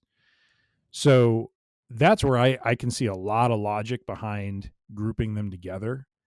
I don't know if my explanation of, it's kind of like an evolution sort of stable where, Rock and Cena are kind of not, again, not that McIntyre and Rollins need schooling, but it's just like, but I can see The Rock finding two guys that he wants to put as the standard bearers for the future. And when it comes down to his cousin Reigns, he's just like, I thought he was the tribal chief. He's not. He can call himself the tribal chief, but he's a loser. He will have lost his WrestleMania match. He's spent, it's been a year. He hasn't won his title back. That's where Rock could basically like abandon him and further the story of Reigns finding himself and kind of, almost like having to reinvent himself because he's lost everything. He will have lost his wise man. He will have lost, in some ways, his family, because the Usos are off doing their thing. And so you've got Reigns having to kind of, so it creates a lot of interesting possibilities now with these characters where they could go in different directions. Now, whether it happens that way or not remains to be seen. But I find it kind of interesting that it could start in night one with Rollins turning heel. And that's the other thing. Heyman would be a part of all this. Rollins leaves with Heyman. Heyman is his advisor now. Yeah, but could you even get Heyman to the ring to be a participant in this? Well, that's a whole other. I think you need Kevin Owens. Have to have a shuttle service. I think you need Kevin Owens driving the golf cart to make that happen, which is a distraction in and of itself. Very true. But we start with the Seth Rollins heel turn, leaving with Heyman, and then we see, for some reason no one can explain, Seth Rollins appear in Drew McIntyre's match to help him win. But then it all comes together at the end when the two of them, when it seems like Cody is finally going to put Cena away, and they come in and interfere on his behalf. And then we get The Rock coming in as the glue that brings it all together. Like these are his men that are going to now drive the company into the future. And that becomes so you end the chapter of Cody's run, finally achieving the dream, having a year-long run. You close that chapter, and now the next chapter opens with what is The Rock doing, with the company moving forward. It's intriguing. It's intriguing, but it's one of those things that feels a little too cute. Because then, okay, well, no, because follow me here. Then obviously you have this faction. What would be the counter faction in the original? And I'm just going to kind of go within the NWA NWA. That's a whole other thing. Ice Cube and Eazy-E. I'm going to go with NWO versus WCW. I don't think you're going to have anything that widespread, of course, with this. So, okay, there's got to be some sort of a coalition of the willing to go against this group, right? So if you're going to have Cena, Rollins, McIntyre, and then, Rock is your J.J. Dillon of your Horsemen or whatever. Maybe they add a couple more. That remains to be seen in the months after WrestleMania. But the problem is you need Rock to at least be more than a once a quarter presence. And I don't know that he can commit to that, given it all unless Heyman is his proxy. Well, and that is the the final boss part. Has called me, and this is what blah blah blah. I can see Heyman filling the role of I'm talking to The Rock and being the proxy for The Rock. So that would be the intriguing part, and that is the one area where this could work. The other part of it being, I could see this being my kind of headcanon of this, because we also know that John Cena, even though he's said, I've got one more year and blah, blah, blah, blah, blah. He is not at every show. He's not even at every Raw taping. So it's not like you're getting, 50 plus appearances of John Cena. John Cena will only be there maybe half the time. So how do you make that work? Because we both agree that Cena's taken the championship here. The way that I feel this works is they have Cena take the championship Sunday night. Monday night, he shows up at Raw and says, I am going to do exactly what I said I was going to do. I have got the championship. I'm going home. Goodbye. Yep. And literally just leaves. And you then have this situation of John Cena walks away with the physical title belt and refuses to appear. And you have Cody trying to goad him back for months, and you don't have this thing. I feel unless Cody has to go through the other two. But that again, it feels, I don't know. It just feels a little convoluted. Like I kind of get it. Like I like the little lattice work of intrigue that has been that you're proposing here. And the coalition could be Cody, Punk, and Reigns, but then you're also dealing with Reigns, who is a part-time guy who's not going to be there all the time. So, and then he doesn't have a presence in Heyman, who's there all the time. So then he becomes the weakest link of all of this, and it's very obviously like, oh, it's the two guys who are active on both sides, and then the other guy is just never there. And again, this is one of my things where I'm just, one of my hopes and fervent prayers going forward is that once we get through this year, is that Roman Reigns and John Cena go away and we just start focusing on some people who, I don't know, actually work most of the time for the company to be part of the main event picture. So we don't have these weeks where it's like essentially the fracking GOP convention where Clint Eastwood is talking to an empty chair. Like I'm so sick of this. Like, oh, well, Roman Reigns hasn't showed up and like just actually let's have some people who work for the company. I know it's a friggin' foreign thought. Could we get that? You know who could be in Cody's coalition? Who? Otis. Oh, yeah. Dude, as long as there's wings, Otis will be there. Let's be honest. Oh, yeah. It's not even a question. Oh, my gosh. If there's a buffet, Otis is there. Yep. He is part of the coalition of the willing and the hungry. Yes. So, all right. Anyways. Well, my side bet is going to be this. And do you have a side bet you would like to enter in for this Stone match? Cold will show up during the main event. Stone Cold will show up So during. why not? I got nothing to lose. I should probably put in about 5 more of these of just batshit insane stuff. But I didn't realize you thought like when we would do these picks and I would go through and I wouldn't subtract points. Did you not see me not do that? I don't know. Let it not be said that I am not transparent in what I'm doing. I run a very Let it not be said that you are not of this and the. I it's getting late. Let it not be said that you are a scoundrel of the highest order. I do declare. Yeah, you're on the East Coast and you're watching Perspectives. Are you going to kick into the foghorn leghorn of? Well, I do declare, sir, I do not believe that you had ever enunciated that proclamation to me. Well, I've never, in all of my years, I say, sir, have been so besmirched. Anyways, you know what I think you need to do? I think you need to do a dialogue between that character and Dusty Rhodes. That to me would be a tour de force right there. I do declare, if you will. I don't know that I could keep those two straight. What is the premise, sir? That's what I've got to. What are we talking about here? I would need to think about this. I think there is a premise, there is a story that we could run a couple minutes. So let me tell you here, baby, that I think that John Cena, he's a great athlete. He has been an athlete his entire career, baby. He is the total package. He can do everything what he can do. But I think the American nightmare, yes, because you have that dream, and sometimes you got to wake up to the nightmare, baby. You got to wake up to the night. I think. Well, I do believe, Mr. Dusty Rhodes. I do not think that. I don't believe. You know what, baby? You can just calm yourself down there. I'll get you funky with your written. I can't do it. They're too close.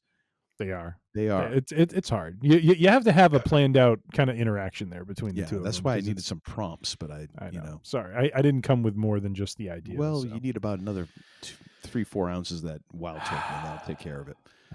That'll help you on your commute tomorrow morning too. Oh yeah, tomorrow's gonna be fun. All right. Well, I think we've about exhausted our theories, our picks. Yes, we have.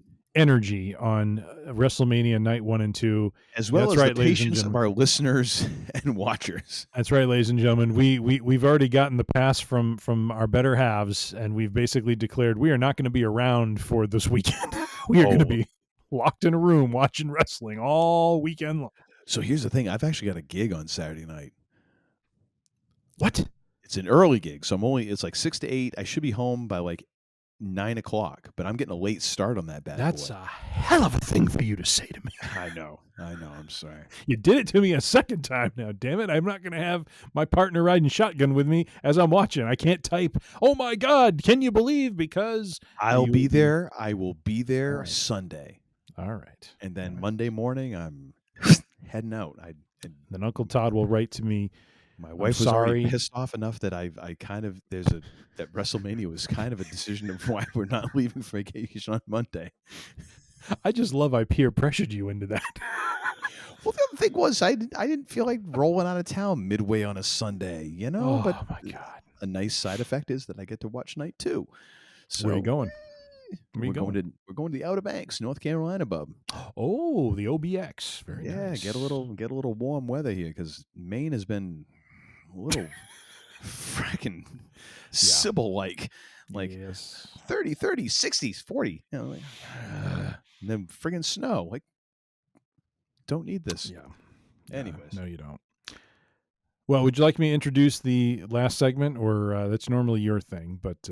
you go right ahead. All right. Well, what, sir, do you have for and another thing? Oh, I get to go first. I'm going to go with the Triple H exclusive from me. On High Performance YouTube channel. It's a great. It's like almost a 2-hour interview. It's quite extensive. Where they talk to Paul Levesque about his career, about creative in WWE. They kind of go through his health scare, back in 2021, I think. And just kind of overall his thoughts on the business of wrestling. And I thought this is really interesting because there was a video where they were where he was talking about his first couple gimmicks in WCW, and at first he was terrorizing. Ah, yes. And then they decide that's played out, and we're going to make you. We really like your last name, so we're going to make you Jean-Paul Levesque, and you're going to do all your promos in French. And he's like, I don't speak French. Like, just do a French accent. And he did the worst French accent you could possibly ever imagine. Like, imagine DX, Triple H doing the, like, intentionally trying to do the worst French accent ever. And that's what him trying to actually do a French accent sounded like. So then you fast forward to this dude being in charge of creative, and it kind of makes sense, his perspective now of like being collaborative and working with people. And like after kind of getting and we're not even getting into Hunter Hearst Helmsley, the origin of Triple H, just this idea of like, this is a dude who he had to deal with a lot of crap for gimmicks and creative when he first started out. So now it kind of makes sense that he doesn't want to just force feed people stuff and be like, no, this is what you're going to do and you'll like it. And it's interesting to hear his thoughts on this. And it's one of those things where it now makes sense why Paul Heyman was so effusive in his praise of Paul Levesque during his Hall of Fame speech. And granted, maybe there was a bit of a mandate to kind of put over Triple H in that, but whatever. I mean, I could totally see these two having creative conversations. Yeah. Just in the way he was describing things. I'm like, okay, yeah, these two I could see back in the day being like, I effing hate that guy. And now being like, we agree on a lot of things. So it's a very interesting kind of behind the scenes look at things. And the interviewers, I can't remember what their names were, with some pretty good follow-up questions, and kind of their asks I thought was good. So it's definitely worth a watch. Probably gonna have to do it in a couple segments. I did. It took a couple days to watch all of that. Yeah, but it's very interesting and well worth it if you're into the kind of whole the behind the scenes thing in a pro wrestling. What have you got for in another thing this week, sir, as a recommendation to our viewers / listeners? Yes, to stay in line with the and by the way, I listened to that. I finally finished it at dinner tonight. Watching it, I was eating on my own and really enjoyed the interview. I thought he comes across very genuine. And I really appreciated the story he told about Punk, where he was kind of talking about how they had to put some stuff behind them to move forward the way that they have, and just how they both changed and evolved, and so I thought it was a really nice story to kind of show the maturity of both him but also Punk as well, realizing that this is a different regime now, that Triple H wants to be collaborative. That story where he was, were you talking specifically about like how they proposed some creative to him and Punk was frustrated and he was kind of acting like it was before, and he kind of stormed off, but then he came back and apologized well, no, but I thought it was more interesting the fact that like when they communicated it to him, the people, the like intermediaries between Triple H and Punk were like, he don't like it. And then Triple H went to him and he's like, yeah, so this thing here. And he's like, yeah, I'll do it. Yeah. And he's like, no, I know you don't like it. Yeah. And then he stormed off and came back and was like, yeah, I have PTSD from before. So yeah, let's collaborate. Yeah. But the fact that that now it's like, because the two of them, and Punk has said this too, that I think the two of them are just cut from a very similar cloth, and they both view the business in a very similar way, that it's a joy for him to do, creative with someone like Punk, which I think is really cool. And it really kind of dispels, and, not that this was the point of what Triple H was saying, but just in general, it's just interesting for me to hear him say that, because it really does dispel a lot of the crap that came out of AEW about Punk. And really shows, I think the more Punk, does business with people that supposedly have issues with him and has these strong programs with them, the more you hear how effusive, Triple H is about him and stuff like that, you start to realize where the immaturity may actually be. And again, it's not because anyone's saying it out loud. It's because you're seeing the fruit of what they're doing. And since he has come back from his injury, they have just had amazing creative programs with him.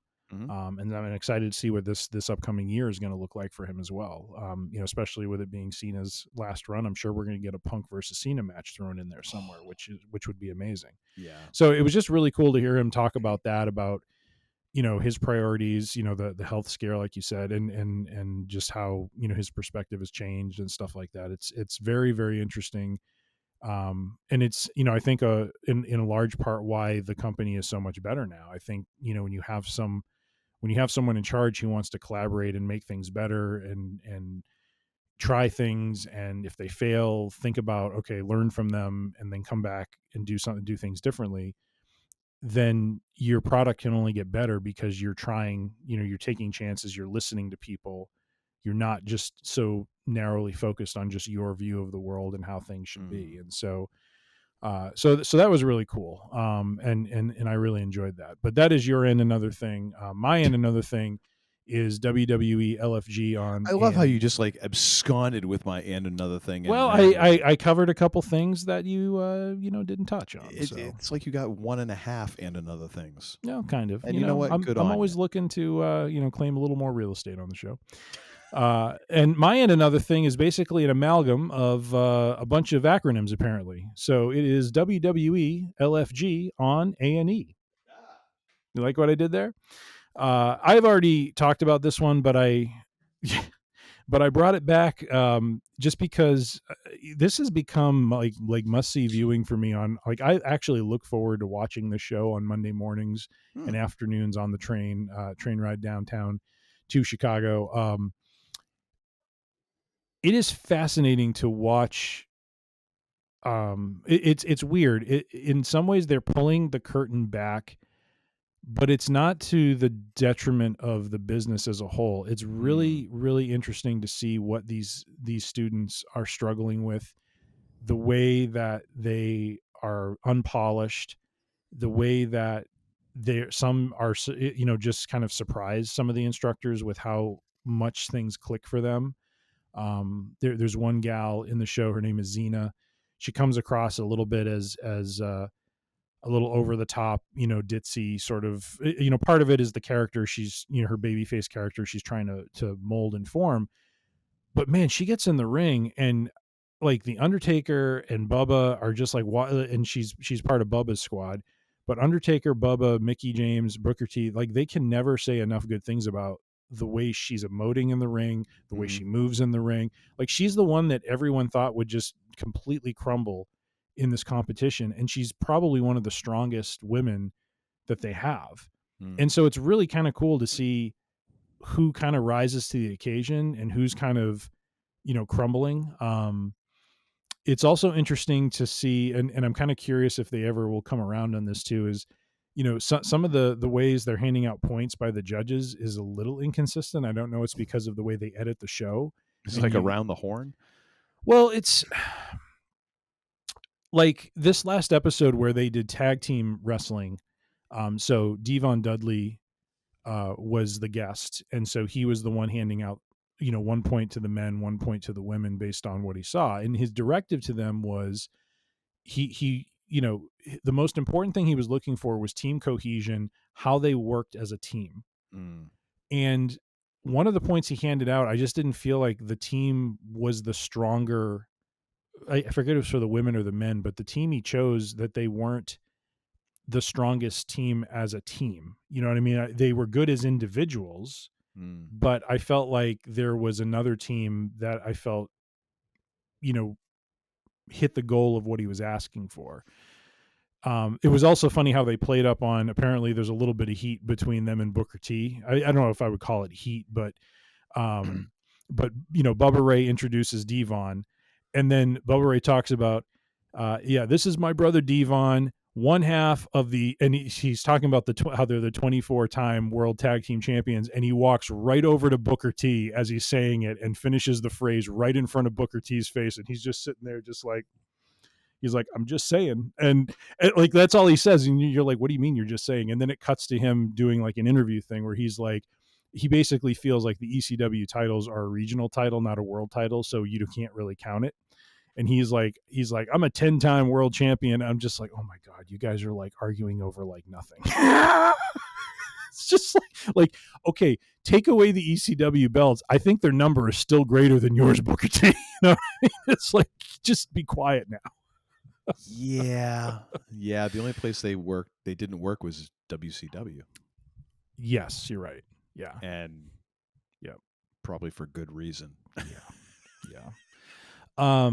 So yeah, just the learning process, the way the instructors are working with them. I don't know. I'm just really fascinated with the overall process. There is a little bit of work, kind of being worked a little bit, or a little bit of the show kind of coming through in the show.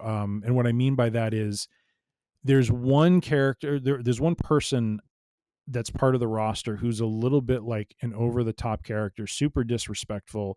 Bubba Ray can't stand them. They're always kind of at odds, and this last episode, he came back from injury.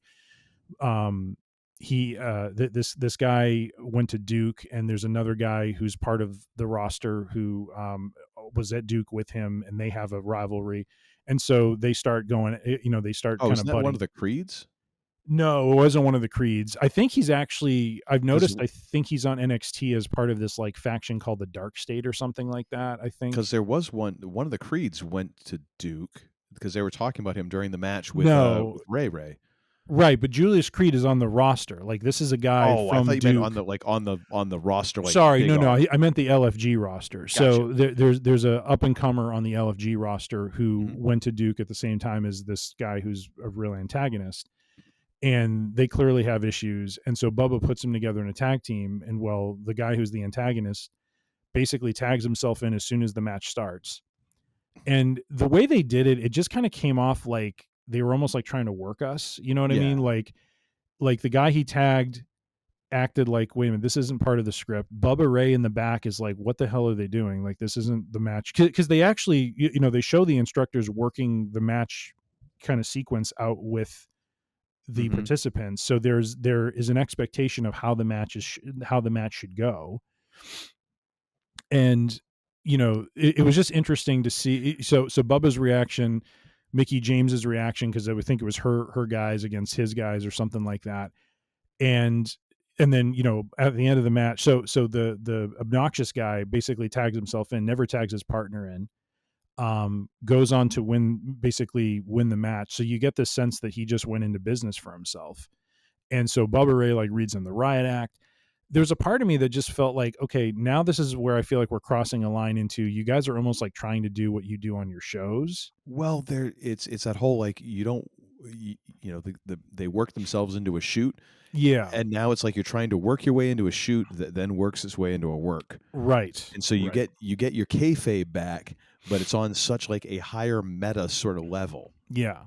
And it just felt weird to me. Like, that's the only nit I would pick with it. But otherwise, like I said, I really enjoy, a lot of it is wrestling. There's just, because they typically have like 3 to 4, actually usually 4 matches. They have 2 from the men, 2 from the women. And then the judges, Undertaker, Mickie James, Bubba Ray, Booker T, and then the guest will critique them and, briefly, and then at the end you'll get the points awarded.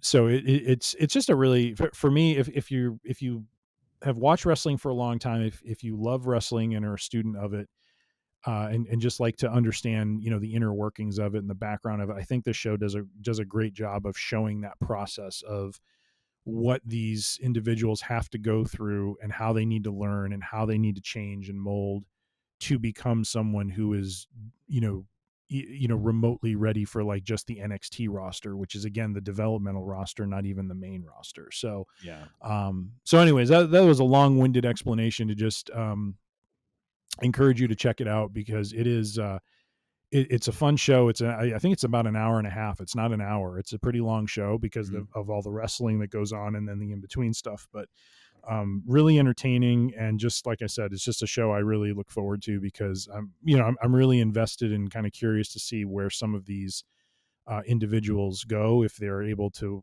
earn themselves a contract or not, and if we end up seeing them debut in NXT, once the show's done. Right on. So, and don't worry about taking so long. You're the one who has to catch the train downtown tomorrow. That is fair. I do need to wrap this one up. Blah. And ladies and gentlemen, that is our show for this weekend. This Friday, this Free Range Idiocy Friday. I'm totally discombobulated because usually I'm the one who's segueing right out of my stuff into my stuff. And here we are not doing my stuff, and I'm still trying to do my stuff. And if you followed that, you got to work your stuff in. Go have a drink, I guess, because dear God, I might need one. But thank you, ladies and gentlemen, for listening / watching to our episode here. Watching too. This is gonna be rough getting out of this one. Bubba Ray would have some serious problems with my promo ability right now. Thank you all for listening and watching. We do so appreciate it. If you want to join the Free Range ADC congregation, go to freerangeadc.com. You can find all of our episodes there on the Podbean app. You can download them one by one, or you can download all of them. However, we do suggest please give us a lot of grace on those first 5 episodes. They were rough.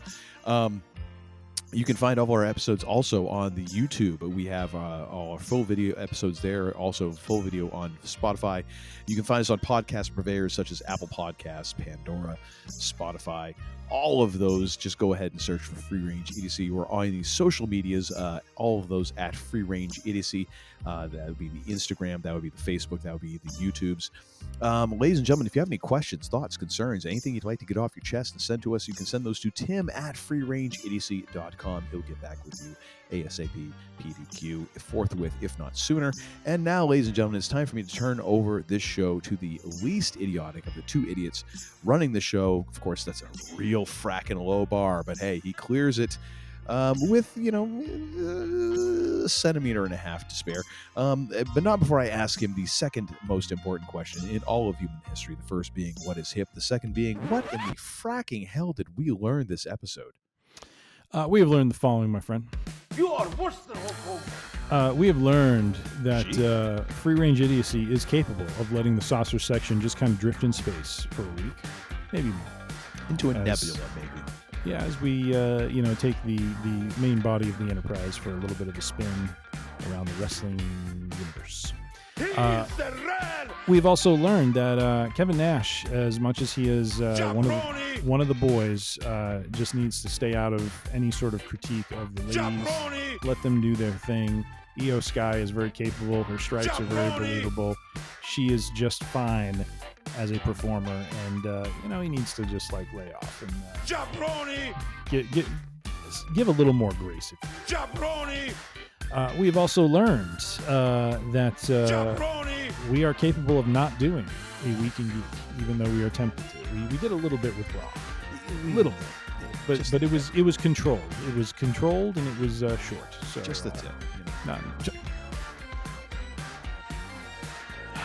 We have also learned that Uncle Todd apparently wasn't paying attention to the scoring and didn't realize if you get something wrong, there's no loss. But we can amend things if we have a constitutional convention to make an amendment. That's how we work here in Free Range Idiocy. We are a democracy. Brand loyal. If we are nothing else. We're an idiotic democracy, but hey, that's... yeah. Anyways, let's keep moving on there.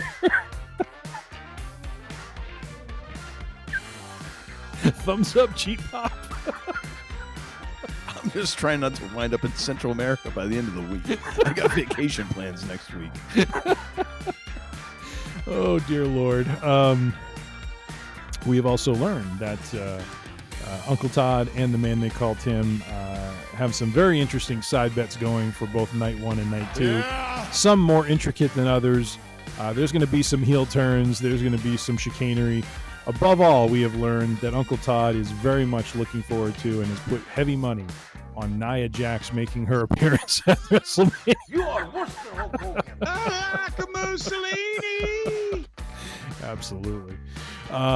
We have also learned that, it's not going to be a good night for the champions. I think we predicted several championship changes happening at the event, but that is just par for the course, ladies and gentlemen, and that is WrestleMania. There are title changes, there are heroes born, there are heels born, there are... Oh my gosh, you going to go into the full promo package here? I think so, yeah. I'm Showcase of the Immortals. That's right, it is the showcase. And in the meantime, of the like WrestleMania 1 had like Buddy Rose wrestling as like in a mask with his regular boots with masking tape on them. We have also learned that Karrion Kross is slowly becoming a bit of a national treasure. Yeah. And we have also learned that it's time to wrap up. I love how your posture changes at this point, where you're just like you're a beaten man. You're just like I'm just kind of riding this out. But yes, we do appreciate the listenership, and we do thank you for the downloads. And as we like to close things out here on the range, be safe, be healthy, be kind, be good to one another. You don't have to go home, but you can't stay here. The range is closed for now. See ya. I like a Mussolini. I'm your huckleberry. It's like I took the wrong week to quit drinking. I beg your pardon, what did you say? Damn! You're such a disappointing pair. I prayed so hard for you. Get out. And don't come back until you've redeemed yourselves. So say we all. So say we all.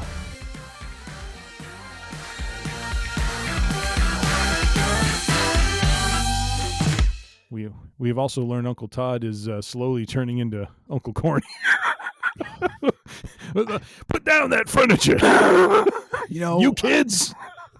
I've been getting used to the idea that my daughter is going off to college and all these things, like all of these aspects of like,